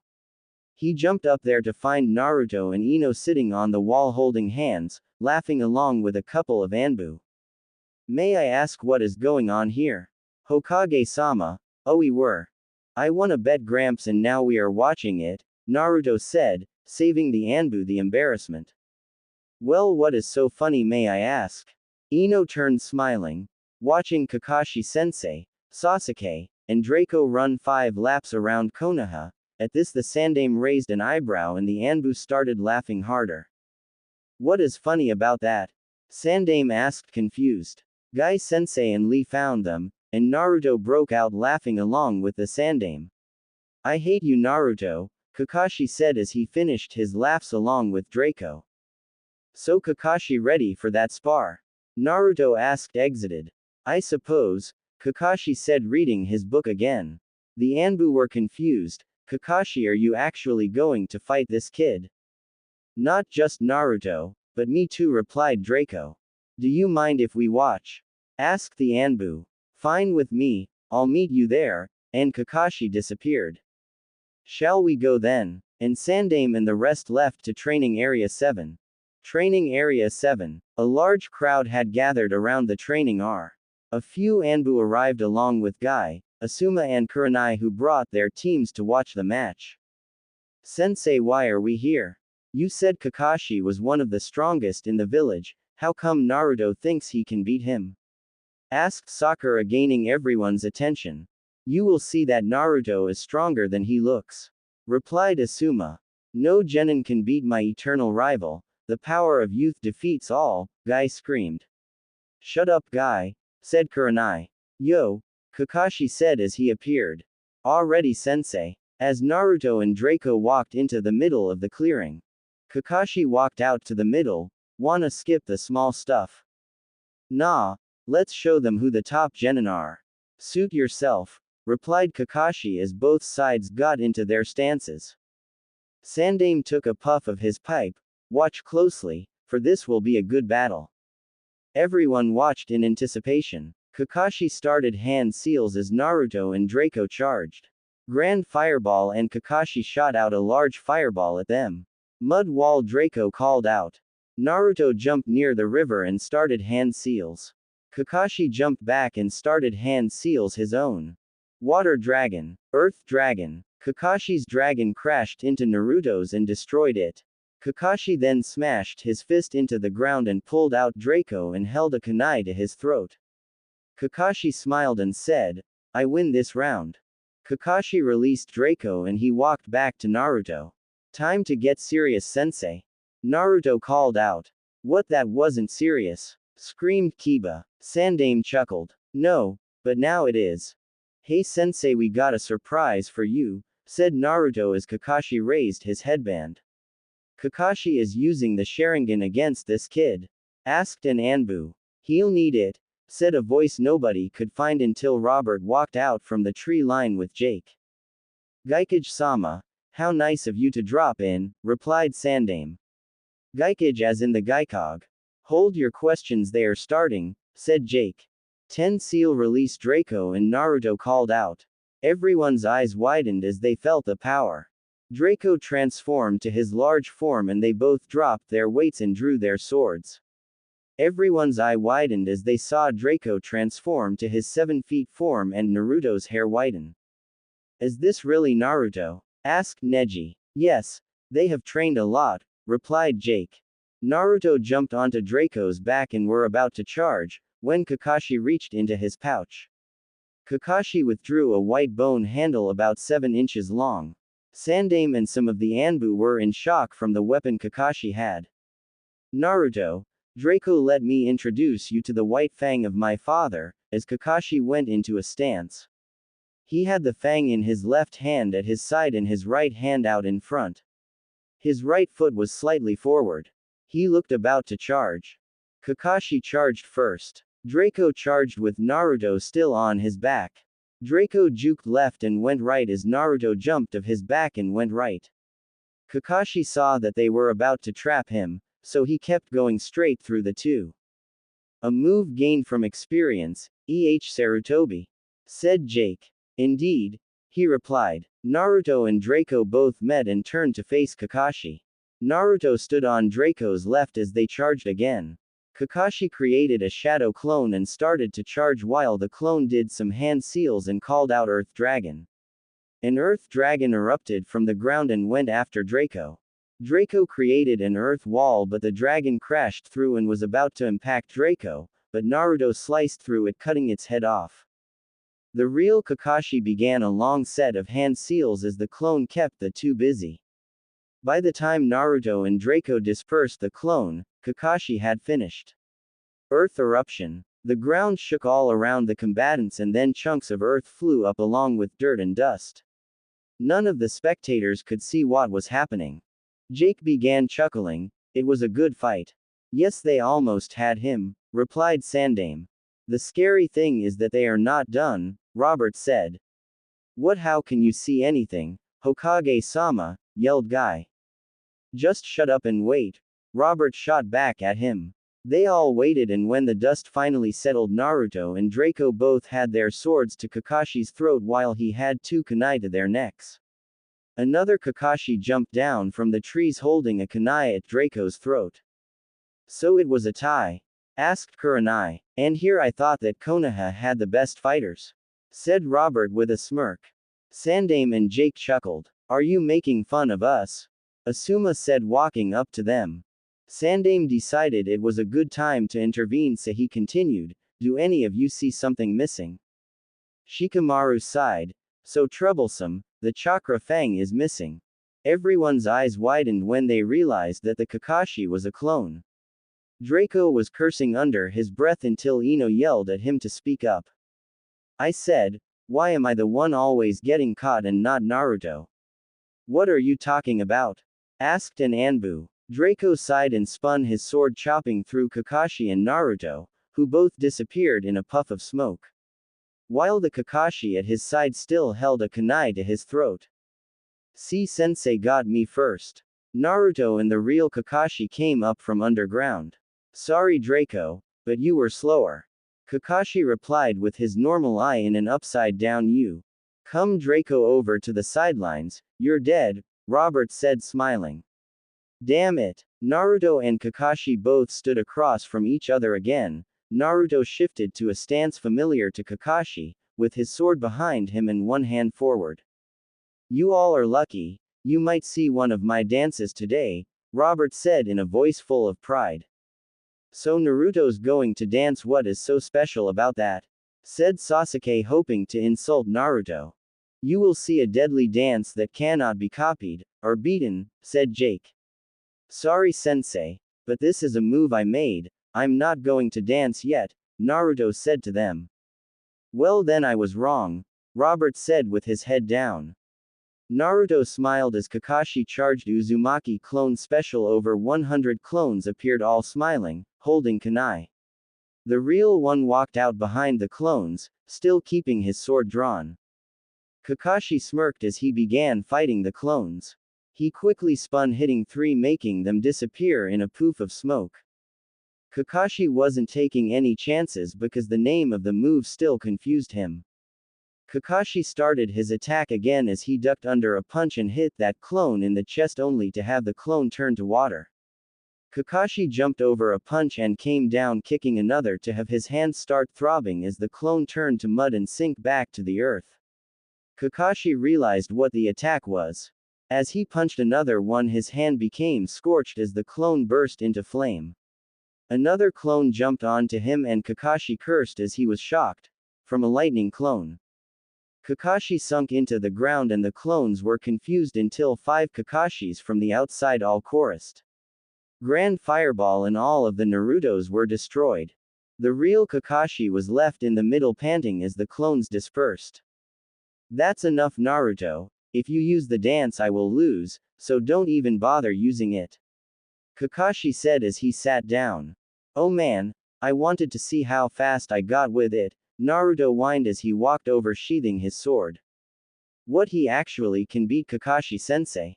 Screamed Sasuke. All the spectators except Sandaime, Jake, Robert, Ino and Draco were terrified that he could beat Kakashi. Hey Naruto, if you want to test it out, I'll be the guinea pig. I haven't had a good dance in a while. Robert said as he walked out to the middle. Guy ran over and grabbed Kakashi and brought him back to the sidelines. Ready when you are, sensei, Naruto said as they drew their blades. Wait, this guy is Naruto's sensei too? Screamed Sasuke. How come he gets special treatment? This isn't fair, I should be getting training. I am an ooch. He got knocked out by Draco. Sorry, I couldn't help it. Quiet, they are going to start, Jake said, his eyes never moving from the battle. Hey Kyuubi, give me some chakra, Naruto thought aloud. Hokage-sama, he is releasing the Kyuubi, we must stop him. Yelled an Anbu. Sandaime raised his hand. Leave him be. Damn it Kyuubi, are you even there? Naruto was screaming now. Damn it Kit, will you shut up, I am right here, Kyuubi said as he appeared next to Sandaime. Take as much as you wish, maybe you will get a 1 in 100 chance of hitting him. KY. B. Stuttered out Asuma. Do not worry, Naruto controls Kyuubi's power, Sandaime replied. Both Naruto and Robert put their sword in their right hands and put their hand behind their back. Their left hand was forward and did hand seals. Dance of blades, they both yelled. Everyone was confused because they were standing there until a bolt of lightning struck them. There were flashes of red and white lightning all over the field that continued for a minute. When the storm stopped, Naruto was standing there panting with a few deep gashes and hundreds of smaller cuts. Robert had one cut across his chest. Jake and Sandaime's jaws both fell. He landed a hit on him. Excellent Naruto, you managed to land a hit on an unarmored person that would have killed them. But I am still amazed that you actually hit me. I guess you are ready for the next dance. Robert said proudly. Good match. I am going to take a nap now, and Naruto passed out. Ino ran over with Draco. Sandaime informed all of the Junin and Anbu about the situation, but the genin remained clueless. Naruto's house. Naruto was passed out on the bed with Ino at his side cuddling him like a teddy bear, and Draco was curled up in his room. Sandaime had an Anbu inform Ino's parents of where Ino was and why, and they said it was fine. Sandaime, Jake, Robert, and Kyuubi were in the living room. I cannot believe he has grown so much, as to where he can land a hit on you, with 20 seals released, Jake said with his eyes closed. He has most likely hidden the amount of seals him and Draco wear from me. I think he wants it to be a surprise. Robert said, still wearing a smile full of pride. Damn, Brad is definitely going to be Hokage. I mean, he can already go toe to toe with Kakashi for a few minutes. Not exactly true. He was fighting with Draco. I am not saying that he is weak by himself, just that Draco is about equal to him. Both of them will soon be able to beat Kakashi. Jake said. Robert looked down. I agree, however, he barely has enough chakra to do the dance. He had to call on Kyuubi to be able to perform it. He needs to train a lot more. His max chakra is 10% of my own. Sandaime's is probably 60%.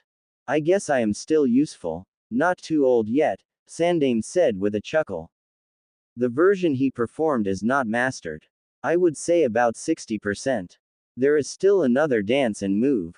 My signature moves. I used the one to kill Hachibi, but that bastard used a jutsu that stole my power. What move do you speak of, Geikage-sama? Sandaime asked. You will learn in due time. That is to remain a secret. Robert said as he threw a kunai at Kyuubi. Don't even think about it. Keep your mouth shut or I will seal you back inside, never to be free again. Absolutely, Geikage-sama. 2 weeks later, Training Area 7. Naruto and Ino were leaning against a tree with Draco in the tree out on a limb. Sasuke was on the little bridge brooding. Sasuke was still pissed about Naruto's other sensei. Ino now wore 250 pounds of weights on her body and Naruto and Draco wore 500 pounds. Lee came running up to them. Yosh, Naruto, I wish to have a spar with you. I need to test the power of youth. Lee was running in place. Fine, but only if you never yell like that again when you are around me, Naruto said, getting up. I accept these terms, Lee said, bowing. Okay, let's take off the weights, because sensei will be here soon. Naruto said as he began to take them off. Wonderful idea, Naruto. Lee dropped into his stance and faced Naruto. So taijutsu only. By the way, how much weight are you wearing? I wear 500 pounds, Naruto said, thinking he had more than Lee. I wear 2,000 pounds, Naruto, Lee said, still in his stance. What? That's crazy, Lee, Naruto screamed. Let us begin, Naruto, Lee said, smiling. Naruto and Lee were both blurs as they began to appear around the field. Naruto kept getting knocked back everyone in a while. This continued for 5 minutes, until Kakashi and Guy appeared, each grabbing their students. Kakashi looked and saw that Naruto had a couple bruises on him. What are you two doing? Guy demanded. Having a friendly spar, Guy-sensei. Lee is an amazing taijutsu fighter. The only way I could have beat him is if I used some ninjutsu. Naruto said. The power of youth defeats all, Guy screamed. Lee. Guy-sensei. Lee. Guy-sensei. Kakashi went over to Sasuke and Ino and grabbed them and took off running towards the Hokage Tower. Naruto was running next to Draco. Hokage Tower. Good morning, Team 7. How are you today? Sandaime said in a cheerful voice. Let's see what we have today, as Sandaime reached for the D-rank scroll. No, Naruto yelled. We have done enough D-rank mission. We did over 50 in the past 2 weeks. I think that is enough. Kakashi took out his book and began reading. Sandaime smiled and put down the D-rank missions and grabbed the C-rank scroll. Let's see. Ah yes, this one will do. You are to escort a bridge builder by the name of Tazuna to his home in Wave Country and guard him until the bridge is finished. The only opposition you should encounter is bandits. Good luck. Sandaime tossed the scroll to Kakashi, who never even looked up and caught the scroll. Sandaime turned to a Chunin by the door. Send him in, please. Yes, Hokage-sama. A minute later, an old man walked in. He had a weird-shaped hat that covered his gray hair. He was wobbling from drinking so much. These brats are going to protect me, Tazuna said, taking another swig of his drink. Do not worry, Tazuna-san. I am an elite ninja, and these guys aren't that weak, Kakashi said, smiling. Well, I believe you being a ninja, but not so sure about these kids. Especially the one with the blonde and white hair, Tazuna replied lazily and was about to take another drink, but the bottle was gone from his hands. Naruto walked to the window and launched it out. Please, no drinking, Tazuna-san, Naruto said with sarcasm in his voice. All right, before Naruto kills the client, let us be on our way. Everyone meet at the main gate in an hour, Kakashi said as he walked out with Tazuna. Outside Konoha about an hour later. Naruto was in the front with Draco on his shoulder, Tazuna was behind Naruto, and Tazuna was being flanked by Sasuke and Ino, with Kakashi bringing up the rear while reading his book. Hey sensei, how long of a trip is it to Wave Country? Naruto asked. I would say 2 days walking, if we ran probably a few hours, Kakashi said, giggling at his book. Thanks, I was just wondering in case I ever had a mission here or something. Kakashi looked up from his book. Naruto, where is Kyuubi? Naruto, Draco, and Ino snickered. Kyuubi and Sandaime are fighting a powerful enemy, ha ha ha. He helps Hokage-sama with his paperwork basically, Ino said after her fit of laughter. No wonder I have seen him around the village a lot more, Kakashi said after returning to his book. The group was walking down the road. Draco whispered into Naruto's ear. I smell 2 others close. They walked by the puddle that hid the demon brothers. There, Draco shouted as the brothers rose up from the puddle. The 2 charged at Kakashi, but he kept walking.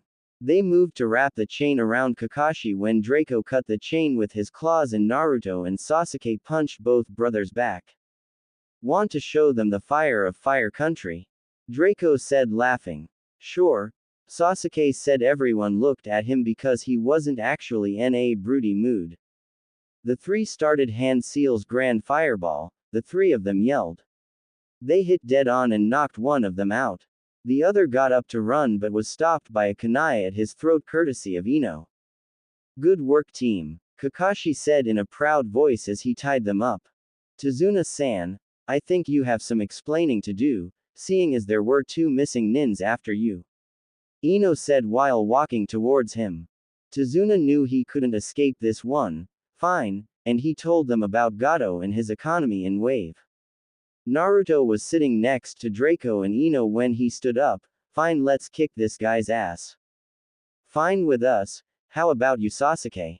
Ino said as she and Draco stood up. Yay, let's go. Okay, then let's go, team, and by Tihee way this is now an A- class mission, Kakashi said as he pulled out his book and started walking. Wave Country. After crossing ocean in boat, Draco and Naruto were talking in the rear of the group. Hey Draco, what weapon do you think would be good for Ino and Sasuke? Ino, I would say a bow, because she isn't that good of a close-range fighter, and she gets outclassed with us 3 around, but why Sasuke? Maybe getting him a weapon would make him strive to get stronger, and might make him less of a bastard. Good point. I was thinking talons, because he could use it in his taijutsu, too. That or a short sword. Hell, just ask him which one he wants more. Good idea, I'll ask him now. Naruto walked up to Sasuke while Draco flew to Ino to tell her. Yo Sasuke. Yay, what? I got a question. What weapon would you like more, a set of talons or a short sword? Sasuke looked at Naruto and thought, he would actually do that, for me. So he asked it. You would actually get me one?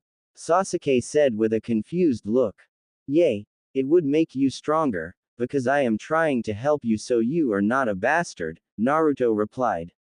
Sasuke thought about which weapon he wanted when Draco put his head up and sniffed the air. Naruto saw this and put his hand to his sword. Kakashi put his book away and Ino moved next to Tazuna while drawing a kunai. Somewhere in the forest surrounding them, how did they sense me? Is that a dragon? Do not worry, master. You can still have the element of surprise, I will wait and observe. Humph, and the taller figure jumped away to the side of the forest getting ready to attack and kill Tazuna. Everybody down. Everybody ducked and Ino pulled Tazuna down with her. A large sword flew past them and got stuck in a tree as a figure jumped onto the blade. Naruto left his sword and pulled a kunai out. Kakashi stepped forward and lifted his protector. I'll handle him, hopefully, Kakashi said, taking a stance. Ah, Hatake Kakashi, copycat of Konoha, Zabuza said as he jumped down with his sword. Momochi Zabuza, missing nin of mist, also known as the demon of the mist. Zabuza laughed, so you know me as well, hey. Zabuza and Kakashi charged each other. Zabuza swung his sword horizontal and Kakashi ducked under it, and then thrust a kunai towards his chest. Zabuza pushed his hand away and kicked Kakashi back. Naruto turned to Draco, be prepared to jump in, Ino, you and Sasuke stay back and protect Tazuna. Kakashi and Zabuza continued their fight with blow and parry. Zabuza had the upper hand as his sword gave him better leverage. Kakashi and Zabuza are now locked in a stalemate with Kakashi wielding a kunai trying to push back Zabuza. Is this all the great copy ninja has to offer?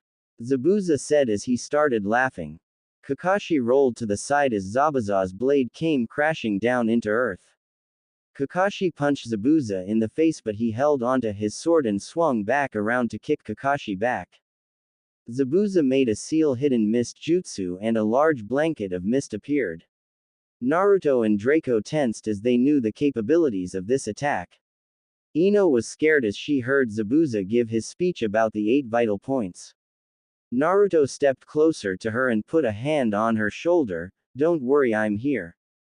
Zabuza appeared between Naruto and Draco, that isn't much considering you are going to die. Naruto's kunai was stuck in Zabuza's throat and Draco had slashed his stomach, but he turned to water.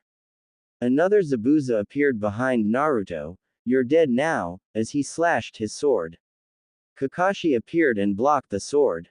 Another Zabuza came from behind Kakashi and sliced him in half only to have him turn to water. What, he copied me even in this mist? The real Kakashi sliced the throat of the remaining Zabuza to have it turn to water as well. Kakashi's eyes widened as Zabuza kicked him hard into the water. As soon as Kakashi surfaced, Zabuza created a clone to trap Kakashi. Water prison, the clone yelled as Kakashi cursed, realizing he was trapped. Kakashi relaxed in the prison, seeing as he couldn't escape. Oh well, I tried, now it's Naruto's turn. Guess he'll end this quickly, as he created a water clone to finish the job. Zabuza charged towards the genin only to disappear and reappear behind Tazuna.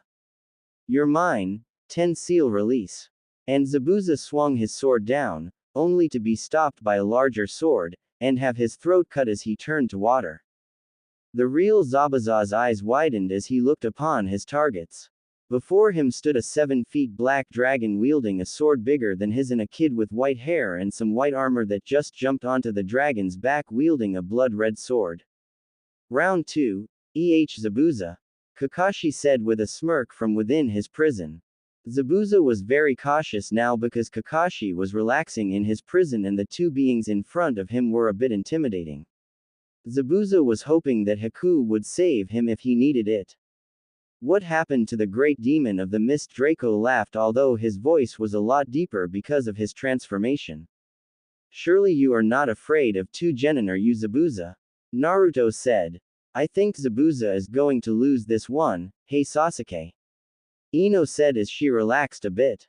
Sasuke was still thinking of how Naruto was willing to help him out in his training to become stronger, even though he had not been the best of friends to him. Naruto is willing to help me become stronger, even though I have been an asshole to him, maybe he'll be my first friend. Sasuke was deep in thought. Ino nudged Sasuke out of his thought when the fight had started. Naruto crouched lower on Draco's back as Draco took off running towards Zabuza. Hurricane winds, they chorused. Zabuza raised his left hand to shield his eyes as he brought his sword into a defensive position. He saw Draco coming at him and shifted his sword to attack Draco. Draco launched himself into the air and began a 180 spin swinging his sword. Zabuza parried Draco's sword and kicked him back, then jumped up and back flipped over Naruto's thrust that would have pierced his stomach. Zabuza began a set of hand seals. Water dragon, he shouted as a dragon rose from the water and shot at Draco and Naruto. The two just smiled as an earth wall rose from the ground to intercept the dragon. Zabuza had charged in behind his dragon. Hidden mist as Zabuza sunk into the mist all around them now. Draco swung his sword up above his head to block a downswing from Zabuza. Zabuza swung under his sword and kicked Draco back as he followed with his sword above his head. Why do I keep getting kicked around? Draco flipped upright and found himself surrounded by 5 Zabuzas. You're done now, dragon, the Zabuzas said together. Uzumaki clone special. 50 Naruto clones now surrounded the Zabuza clones. They attacked and all the Zabuzas were gone in a few seconds, but the Narutos still remained. Kakashi, these brats are more of a challenge than you were, are you sure they are genin? The Zabuza clone holding Kakashi asked. You would be surprised, you would be surprised. I think we gotta get Kakashi-sensei out in order to beat this guy. I don't want to show him my dance yet. Naruto whispered. Fine, let's get him out. You get the clone holding him, me and your clones will get the real one. Now the mist had disappeared. Naruto's clones and Draco took off. Zabuza laughed. You think some clones will get me? Ha! And he took off. He swung at one, and the blade went through. These illusions won't stop me, as he swung through another only to feel a bit of resistance as the clone turned to wood. He kicked another to get his foot wet, a water clone too. Also the brat mixed in different kinds of clones, that's a good idea. Zabuza said with a smirk as he made some water clones and destroyed all the clones. Now it was Draco and a clone standing off against Zabuza, both were panting. Hey Zabuza, aren't you being chased by Hunter Nin? The Naruto clone asked. Yay, ever since I tried to kill the Mizukage, they have been chasing me, but what of it? There is one in the tree there, watching. Zabuza crouched and began to charge to suddenly see the Naruto standing next to Draco disappear in a puff of smoke. What? Zabuza was stopped from his charge to discover Kakashi standing in front of him starting seals. He looked back to see Naruto standing where his clone had been. Suddenly four Senbon flew from the tree which housed the Hunter Nin and struck Zabuza in the neck, putting him in a death-like state. Kakashi stopped his seals and passed out. Naruto also hit the ground, while Draco stabbed his sword into the ground and was leaning on it. I thank you for your assistance in the battle, but I must dispose of this body, for it holds many seker. Cut the crap, you reek of Zabuza and Draco too had passed out. They will be an easy target now, as Haku walked away from Zabuza's body and towards Kakashi and Draco. I should say the same thing to you, replied Sasuke with a smirk as he held a kunai to Zabuza's throat. Haku turned back and suddenly found a kunai at her throat courtesy of Ino. Haku could probably beat the two of them, but she would lose Zabuza. How about a truce? Everyone goes free, Haku asked, hoping she could escape with Zabuza. We'll take it, Ino said without a second thought. But why, we could kill them both right now. Sasuke shouted. Sasuke, she could kill Tazuna and Kakashi too. Ino said, pointing to the Senbon now in Haku's hands. Fine. Haku walked back and picked up Zabuza's body as Sasuke carried Naruto back to the group. Come on kids, you can rest at my house. I think we will have a couple days with the wounds Zabuza had. Sounds good, Ino said as she grabbed Naruto and the now smaller Draco. Sasuke grumbled as he threw Kakashi on his back with his feet dragging on the floor as they walked. Tazuna's house next day. Tsunami had made breakfast and was serving it. Naruto was still sleeping from chakra exhaustion. Kakashi had just awoke from Draco poking him. Everyone was seated at the table now except for Naruto and Kakashi.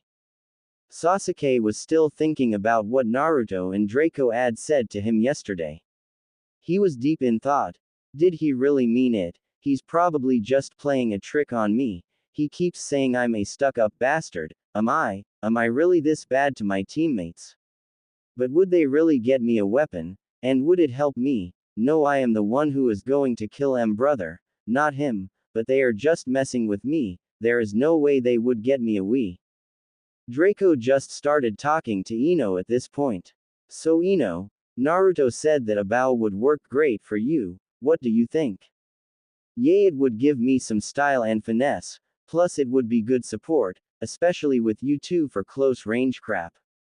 Yami and Naruto got that handled and Sasuke has support, that's why the short sword would be good for him. Can be drawn quick and even thrown when good enough. Naruto would actually do that for me. Sasuke asked. Yeah, you might be jerk to us most of the time, but we are trying to make you not an ass the whole time. Sasuke thought to himself, do they really strain to put up with me? Maybe I should start becoming friends. No, they don't know what it is like to see the stuff I have seen. You guys don't know what I have been through. Sasuke yelled as he stood up. Ino was in his face now. Shut your mouth, you have no idea how hard life was for Naruto. You're lucky he's still sleeping or he would punched you out by now. He was living on his own at 5 years old. And he never knew who his father was until a couple months ago, and grew up with no parents. Ino began to walk out. It'll be training. Draco, please tell Naruto that when I wake up. Nice one, jackass. Look, you got her mad. Draco flew towards the stairs. You know you could lighten up, and you better, because Naruto won't put up with you pissing Ino off. Tsunami and Tazuna stood and took the dishes to the kitchen. Naruto awoke about an hour later and went to the kitchen to find Tsunami sitting at the table knitting, and Tazuna reading a book. Hey, where's the rest of them? Asked Naruto. Tsunami stopped knitting and brought in a plate of food. Ino went to the forest to train and Draco followed. Kakashi is still in bed, and Sasuke disappeared. Thanks, I guess I am going to go look for them in a minute or two. Naruto, mind if I ask you a question? Tazuna said, putting his book down. Shoot. How is it that you are about the same level as your sensei and he is a Junin and you are just a Genin? Naruto smiled. Well, you see, I am being trained by the strongest person to ever live, as he put on a huge fox grin. Tazuna smiled and Tsunami fell out of her chair with a blush. So then you mean Robert? Said Tazuna. Naruto's face became one of confusion. Wait, how do you know him? I thought he was very secretive and stuff. Naruto, what did he say to you, when you first met him or heard about him? Naruto thought back. He said he was the White Storm, protector of the people, and traveled around. Bingo brat, protector of the people, Tazuna smirked, knowing he had some power over the stronger brat. But how do you know him? He came here when he was just starting out, he was young, probably 17 inches, Tsunami said, not wanting to be left out. He saved Tsunami from some bullies one day, and then Tsunami here followed him around for a couple months, seeing as he trained here. Tsunami blushed more and Tazuna laughed. Tsunami here had a crush on him and even went to ask him out, but he declined, saying it was too dangerous and that he would not be here enough for her. And I still miss him, Tsunami said, sad now. And now that I think about it, you are stronger than he was when he came here. Really, I am that good? Naruto said with joy in his voice. You are pretty strong, brat. Thanks. Naruto was deeply happy because there was more people that cared for him. Out in the forest, Naruto was dashing through the forest and stopped when he found Ino tired out sitting on a tree and a huge amount of the FTG kunai all over the clearing. Hey Ino-chan. Ino smiled. Hey Naruto. Naruto jumped down and sat next to her. Ino leaned up against him as Naruto put his arm around her. So may I ask what you were doing out here by yourself, especially when there are enemies around, and you're all tired? Ino elbowed him in the stomach lightly. Don't worry, I am even safer now that you are here. Safer? Naruto asked, emphasizing the Why are you so dense sometimes, Naruto? Draco said as he emerged from a hole in the tree Ino was sitting on. I was wondering where you were, and besides you are better at stealth and senses, so whatever. He. Don't try to make an excuse, you just couldn't find me. Draco was laughing now. So how far are you two with the FTG? I can do it for about only 2 feet, and only 1 jump. 10 feet and 3 jumps max, this thing is hard, no wonder it was so powerful and couldn't be copied. Damn, you guys are good, going faster than Pops probably did it. What about you, can you do the dance perfect yet? Ino asked. I have the dance down perfectly, but I still need to increase my chakra to be able to do it more, and maybe other stuff after. So we are going to be unstoppable, kick ass, Naruto said. Awesome. Sasuke jumped down from the trees. Kakashi is awake and told me to ask you about some training involving trees, Sasuke said in a, tell me now or suffer voice. Take a break, ass. Go climb the tree as high as you can and mark it with a kunai. Sasuke was about to jump up and start climbing when Draco shouted back. No hands. What then? How am I going to do this? Draco walked over to Sasuke and looked him in the face. Then he continued up the tree, sticking to it with chakra. See very east, and no, I am not using my claws. So I use chakra? Sasuke asked. Yay, go ahead and keep going up until you can reach the top twice. Naruto said as he and Ino got up to leave. Sasuke began running up the tree and fell after his second step. He'll be a while. Zabuza's hideout. Zabuza was lying in bed with Haku beside him in a chair. Zabuza, I do not think that we will be able to beat them by ourselves. You are right, I could take Kakashi and you, that Uchiha brat and the girl. But that blonde kid and the dragon could take us both. We need another strong person. Where will we find one, Zabuza? He's already here. In stepped a figure wielding 2 swords. I think I can show them what a user of lightning can really do. Back at Chizuna's house, Kakashi was sitting at the table having recovered from his chakra depletion. Beside him was Draco, and Ino and Naruto were on the other side. So sensei, you think they will be back? Ino asked. Yes, and this time I fear they may have another accomplice helping them. Why do you say that? Kakashi sighed. Because Zabuza knows he and I are about evenly matched. And I doubt that Haku person could beat Naruto and Draco. Besides, that still leaves Ino and Sasuke to assist, however. So they need someone else to beat us then, we are too strong for the 2 of them. Naruto said proudly. Yes, but Zabuza, even though he is a missing nin, may still have allies around, so we had better be careful. Everyone was in thought, until Naruto broke the silence. Well, me and Ino are going to town to look around, wanna come, Draco? Let's see, stay here with boring sensei or go to town with friends. I really don't know, I mean this is a hard choice. Draco stopped his rant when he saw that Naruto and Ino had already left and Kakashi was reading his book.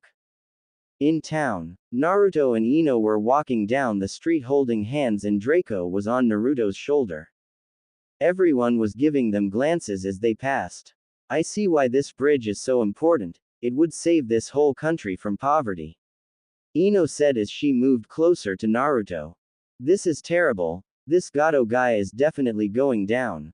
I would say we pay him a visit, but he is probably heavily guarded and Zabuza is there as well. Naruto interjected before the conversation went any farther. They had now walked through the village and now were at a river with large trees on both banks of the river. Naruto and Draco looked at each other. Ino was confused as the boys both had huge smirks. Ino started backing away from the 2. Naruto and Draco just sprinted to Ino and grabbed her. Naruto held her hands and Draco had her feet. Draco's smirks grew even bigger as he transformed to his larger form and grabbed both Naruto and Ino. Traitor! Naruto yelled. Ha! Always watch your back. Draco flew up with the both of them and hovered up above the river for a moment. See you later, and Draco dropped both of them above the river. And he took off towards the house. Ino held on to Naruto as they fell. Splash. They both hit the water and were soaked completely when they surfaced. Ino held on to Naruto tighter, causing him to sink a little. Ino, could you please let go? I am having trouble staying afloat. No, Naruto, don't make me let go, Ino whined. I don't know how to swim, alright. Ino yelled out. Naruto smiled. Then why didn't you say so? And Naruto swam over to the shore, dragging Ino. First you need something to swim in, because what you have now will wear you down. Well, did you bring that sealing scroll that you made me? Ino asked. Oh yay. And Naruto pulled out a scroll from his back. Hopefully it will still work even though it's wet, Ino said. Let's see. Naruto did a few hand seals, release. Out popped 10 pairs of Ino's clothing. Ino picked a swimsuit out and walked over to some bushes and changed as Naruto resealed the clothes and got his own. Ino emerged wearing a purple bikini that had Naruto drooling. Ino blushed and nudged him in the stomach. Come on and teach me and stop staring, Ino said as she grabbed his hand and dragged him towards the water. When they got to where the water was about chest high for them, Naruto decided to start his lesson. Okay, I am not an expert at teaching, so here goes. Basically, you kick your feet in a quick motion, and at the same time move your hands in arcs consecutively. Naruto said while demonstrating. Ino tried and sank as soon as she took her feet off the ground. Naruto held in a snicker. Let me help. Naruto grabbed her around her waist as she tried again. 3 hours later, Naruto was frantically swimming away from Ino, who was chasing him in the water. Ino caught up to him and grabbed onto his back. I win again, Naruto, she said sweetly as she kissed him on his cheek. Naruto smiled and imitated Ino. Oh look, I'm Ino, I can't swim, but here I am swimming faster and better than Naruto, but I can't swim. Ino smiled and dunked him underwater and quickly escaped to shore. Naruto whined out, cheater, that wasn't fair. Oh hush and get changed, we are going back, it's almost dark out, Ino yelled back. Okay. Tazuna's. Everyone was sitting down eating dinner and Tsunami was serving everybody. Naruto and Ino were holding hands talking with Draco while Tazuna and Kakashi discussed his book. Sasuke was brooding as usual. Inari looked around at how they were having fun. Why do you even try? Gato and his men are going to kill you anyways. Everybody looked at him. And Naruto yelled back. We'll see about that, he doesn't know who he is messing with. You don't get it, he's too powerful and you are all going to die, you should just return to your village. You don't know what it is like growing up with a hard life, you all probably had it so easy back home. Naruto looked down and Draco and Ino were trying to calm him down because they knew that look. Come on Naruto, let's go for a walk. Ino pleaded. How are you going to beat Gato if you are scared of me? Inari yelled back. Naruto shot up and was about to charge Inari only to be held back by a transformed Draco. Come on buddy, we are going for a walk. And Draco dragged Naruto out of the house with Ino following. Inari and Tsunami were scared out of their mind because of Draco's true form. Kakashi decided it was time to speak up. Inari, you really shouldn't talk about people and their lives if you have no idea what they went through. What are you talking about? They were so happy, they weren't sad or anything. Inari said as he began to cry. Naruto grew up without any parents or friends until he was 6. He was treated terribly in the village for something he had no control over. He decides to be happy and not sad, he lives with what he has. Ino and Draco are his best friends. And now that I think of it, I have never seen Naruto cry. He has always been strong because he chooses to be, not weak. Inari stopped crying and walked out of the room. In the forest, Naruto was in a clearing that wasn't a clearing a couple of minutes ago. There was broken down trees all around from sword strikes and punches and Rasengans. Draco and Ino were sitting on the side watching and Draco was in his small form. I hope he's done soon. This is dangerous, Ino said as another tree fell. Yay, he might be done soon. A few minutes later, Naruto stopped destroying the area and walked over to Ino and Draco with a smile on his face. As soon as he got close, Ino glomped him with a huge hug. Feel better? Ino asked. Yay. Talk about mood swings, Draco said as he ducked under a kunai that stuck in the tree behind him. Naruto was walking back with Ino hand in hand as Draco flew to Naruto's shoulder. I think Zabuza will strike tomorrow. He has had enough time to heal. I would say a day more, but who knows, we should be prepared tomorrow. Next morning at bridge, Tazuna and Team 7 walked to the bridge to find all of the workers injured or dead and Zabuza and Haku standing there with a cloaked figure next to them with 2 swords on his back. We meet again, Kakashi. This time you will die by my hands, Zabuza yelled.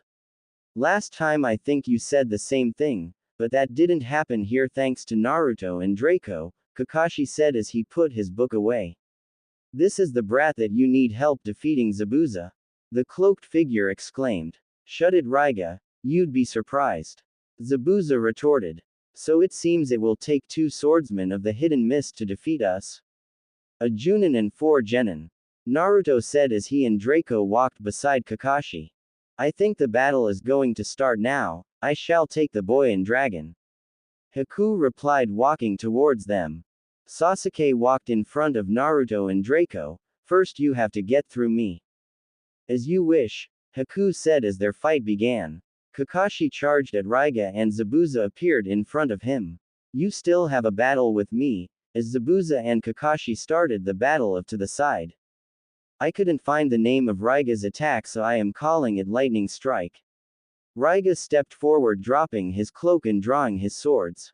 You brats will be easy. A big gecko and a teenager. You know, I think Zabuza said the same thing before we kicked his ass. Let's see then. Raiga shouted as he charges and appeared right in front of them and swiped through both of them and they turned to smoke. The real Naruto and Draco dropped down from a tree. So he depends on his swords and is probably pretty bad at taijutsu without them, Naruto said. Yep. Or else he would have saved them for later. Naruto drew a kunai and Draco flexed his claws, Draco still in his small form. All 3 charged. Naruto made 30 shadow clones and Draco started hand seals. Raiga was busy fending off the clones when Draco finished Earth Dragon. Raiga dodged but was hit in his left leg, badly bruising it. I see you aren't that quick either, Naruto retorted. Raiga growled out in frustration. I will show you why I am a swordsman of the mist, and Raiga charged again. With Sasuke and Haku, I have no wish to kill you, but if you get in my way I will do so, Haku said as she drew her needles. Shut up, and Sasuke flung some kunai at her. Senbon intercepted them in mid-air and they both fell to the ground. Is that it? Haku said in her original voice. Sasuke was furious and began hand seals grand fireball. Haku did one few one-handed seals. As the fireball hit, Haku was still standing there in an ice mirror. Is that all you have? You are wasting my time. Haku exited the mirror and charged Sasuke. She engaged him in taijutsu.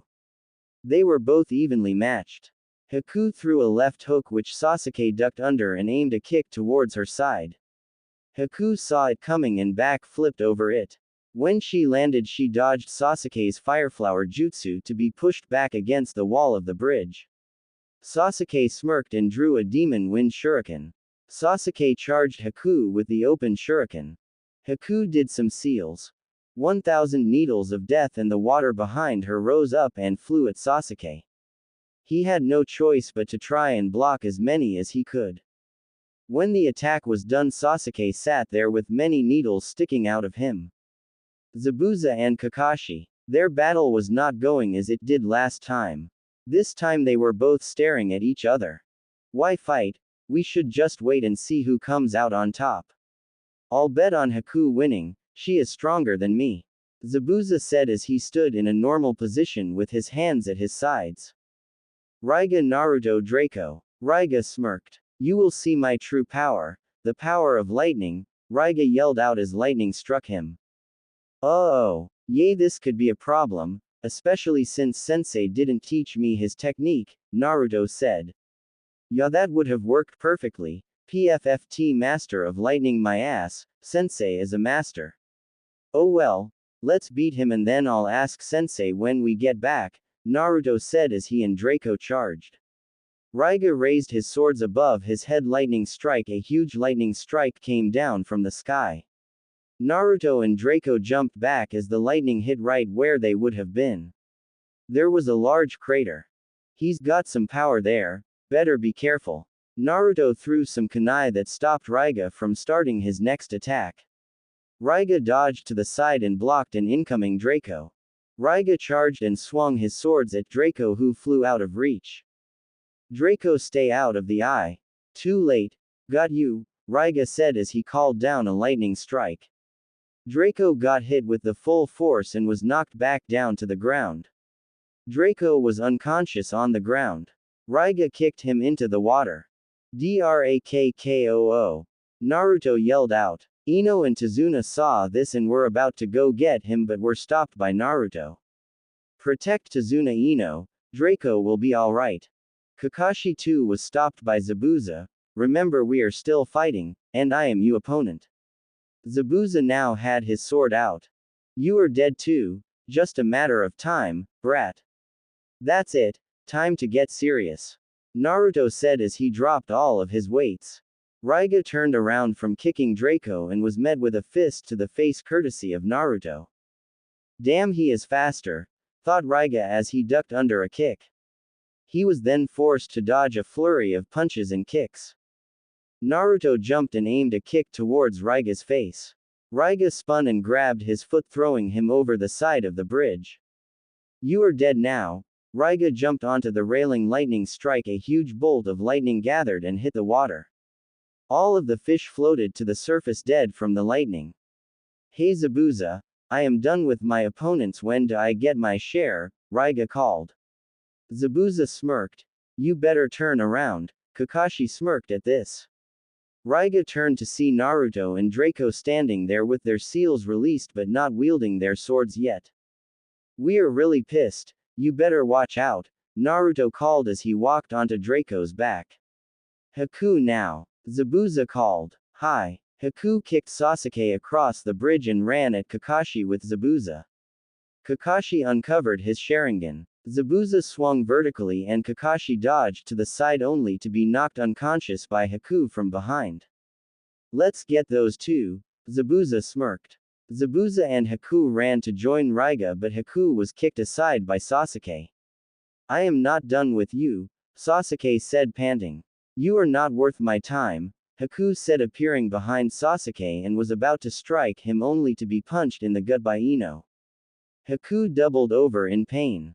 Miss me, Sasuke, Ino said with sarcasm. Haku was tied up by the two of them and drug over to watch the other fight and help if needed. Raiga and Zabuza were now standing opposite of Naruto and Draco. Let us begin, then, Zabuza called, smirking. Gladly. Hurricane winds. Raiga and Zabuza both jumped up to avoid the attack. Below them Naruto and Draco were doing hand seals. Lightning dragon, Draco called.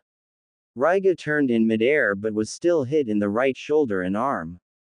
That's payback, bitch, Draco called as he summoned his sword. Chain lightning. 20 strikes from Naruto's hands came a lightning bolt that hit Zabuza in the chest and quickly jumped to Raiga and back again. This continued until the 20 jumps were done. When Raiga and Zabuza landed, they were both panting from the last attack and their clothes were ripped. They didn't have any time to recover as they both jumped back to dodge vertical strikes from Naruto and Draco. Naruto and Draco each engaged one of the swordsmen. Naruto had Raiga and Draco was fighting Zabuza. Naruto swung vertically and Raiga rolled to the side and threw twin horizontal slashes towards Naruto's chest, but Naruto brought his sword back up and blocked. Naruto jumped up and put his feet on the flat side of his sword and pushed off, forcing them apart. Draco had the advantage in strength but Zabuza had the advantage in skill from years of experience. Draco spun around and threw a large swing that Zabuza was forced to jump back in order to avoid being cleaved in half. Zabuza and Draco both charged each other and their blades met in front with both pushing back. Draco was winning and Zabuza realized this. Zabuza dropped his blade from his hands and rolled to the side, making Draco fall forward because of the strength he was putting into the attack. Zabuza kicked Draco back and he flew into Naruto.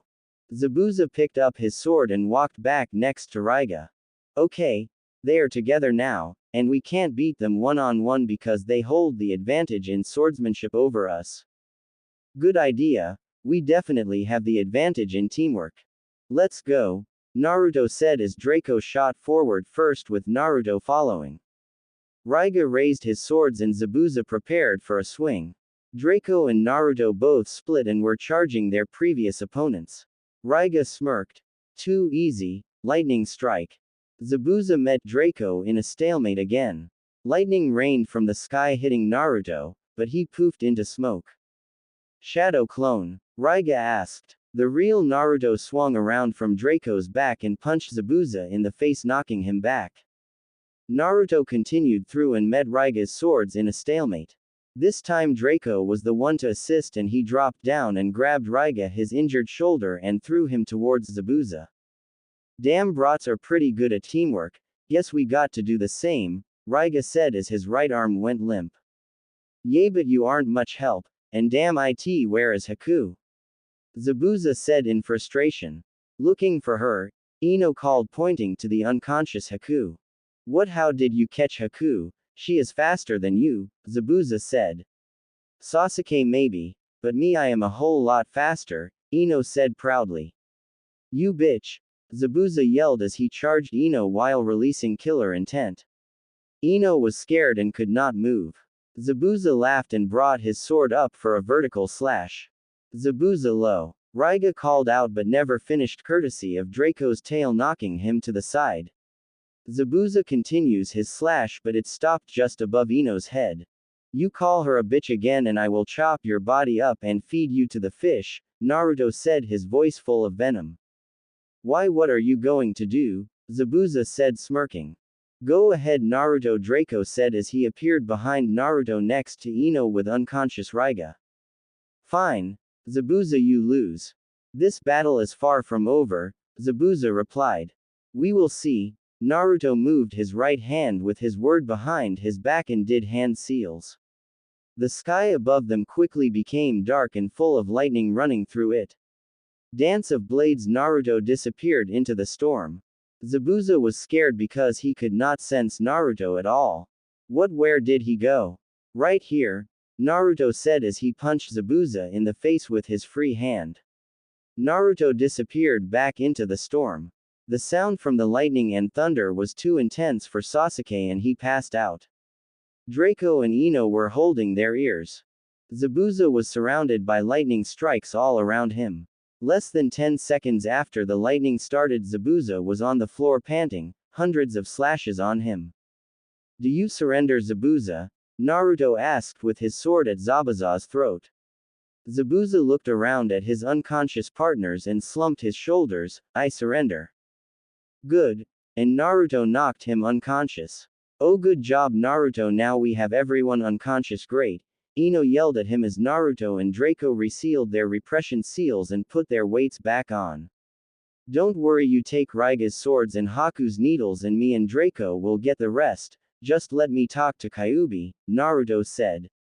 Naruto concentrated and was in front of Kyuubi's cage. Hey Kyuubi, can you refill my chakra? Sure. Got nothing better to do, and red chakra burst forth, energizing Naruto.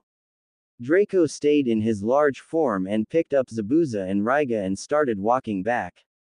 Ino had gotten the weapons and Naruto created 20 shadow clones to carry Zabuza's sword and Kakashi and Sasuke. Back at Tazuna's, everybody was awake except for Raiga and Zabuza. Haku was still tied up and a shadow clone was seated beside her. Naruto and Draco were eating and Kakashi and Sasuke were talking about something. Ino was helping Tsunami with the dishes. Tazuna was reading something. So Tazuna, how long will it take to finish the bridge? Naruto asked. I would say about another week or two. Tazuna said. What if I gave you as many men as you needed? Maybe a day then. Why are you going too? Tazuna said. Yay. Shadow clones have multiple uses, Naruto smiled. Zabuza woke up at this time. Wah, what am I doing here? Why didn't you kill me? Will you quiet down, we are eating. Well Zabuza, you are defeated and now our prisoner, Kakashi said smiling. Well, what are you going to do now? Zabuza said. Well, let's see. We could kill you, or Draco can kill you. Draco dropped his food and looked up really. Zabuza did not like the look on Draco's face. Naruto, Kakashi, Draco, Haku and Zabuza all stopped suddenly and looked to the front door.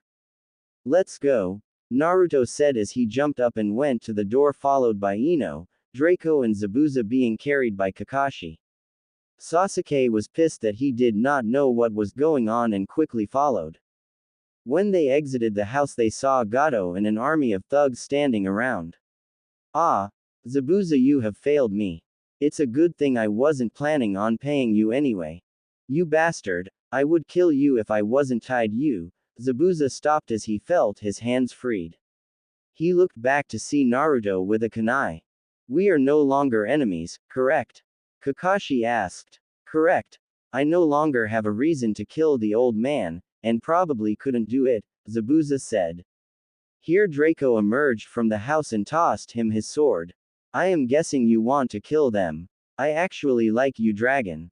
You aren't that bad either. Well, I got some people to kill, Zabuza said as he stepped forward. He was followed by Naruto and Draco. What, you don't think we are going to just watch? Naruto said sarcastically. 10 seal release and Naruto's hair whitened and Draco transformed to his large form in a cloud of flame. All three drew their swords. Most of the thugs were now scared because the three were extremely terrifying. Anyone who wants to live, had better leave now, Naruto called out. Many of the thugs left running, but 50 still remained. You won't be able to touch me, you are outnumbered, Gato yelled as he moved to the middle of the group. Oh well, maybe we can fix that, Naruto said as he made hand seals. Chain lightning. All of the thugs were now down for the count and the only one left was Gato. He's all yours, Zabuza. Sounds good, Zabuza said as he charged. He quickly appeared in front of him and sliced him in half through his torso. He returned to the group to see everyone outside the house. Raiga and Haku were both untied and Draco and Naruto had their repression seals on.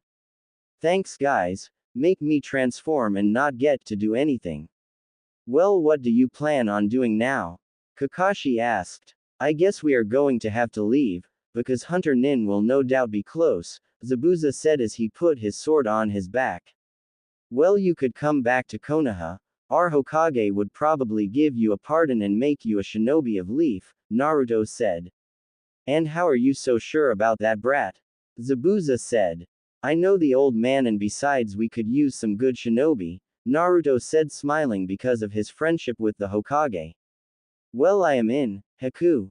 Yes, I would like to live in a village, Haku replied. Raiga. No, I think I am going to go back to a little village where a few of my friends live. Okay then, we will leave in 2 days, Kakashi said. So Naruto went with Tazuna to the bridge and finished it in 1 day, and now everyone was at the end of the bridge, even the villagers. We owe you our lives, with all that you have done for us, Tazuna said. Ah, it was nothing, Ino said smiling. Okay, well, we had best get going, Kakashi said. Wait, we still don't have a name for the bridge, Inari called. How about the Great Naruto Bridge? Tazuna said. No, that wouldn't be fair to Draco. He's my partner, and if you named it after both of us it would be too long, Naruto said. Yeah, makes sense. How about Ino? Draco said with an evil grin. How about the beautiful Ino Bridge? Naruto said. No, I barely did anything here. Name it after someone else, Ino said embarrassed. But that doesn't change the fact that you are beautiful, Naruto said with a fox grin. Ino blushed and looked down. Then it is settled, Tazuna called. This is now the beautiful Ino Bridge. The villagers cheered and called out their goodbyes as Team 7 and Zabuza and Haku left for Konoha. The way home. So brat, how are you and the dragon so strong for Genin? Zabuza asked. They smiled. Well, we had a special sensei and Draco's dad. Draco's dad? They all asked except for Ino and Naruto. Oh yay, you haven't met him, and I bet he could give us a ride, Naruto thought. Yay, then we could get back to Ichiraku faster. Those two, always thinking about ramen, Ino sighed. Ah, Ino, I think about you too, Naruto said, causing Ino to blush. Here goes, summoning jutsu. A large puff of smoke appeared that extended above the tree line. Everyone was scared because of the size. A large roar and Ragnarok came forward. Hey son, Naruto, how are you? Hey Ragnarok, could you give us a ride back to Konoha? You called me here for a taxi surface. That and to show off my dad, Draco smiled. That's a different story. Well then everyone hop on. Ragnarok bent down and everyone climbed on his back. Konoha, here we come. Konoha. Everyone was going on with their normal routines. That was until a large gust came forth, blowing everything around. Ragnarok landed and the ground shook. In the Hokage Tower, Sandaime just sighed. Naruto, what have you done now?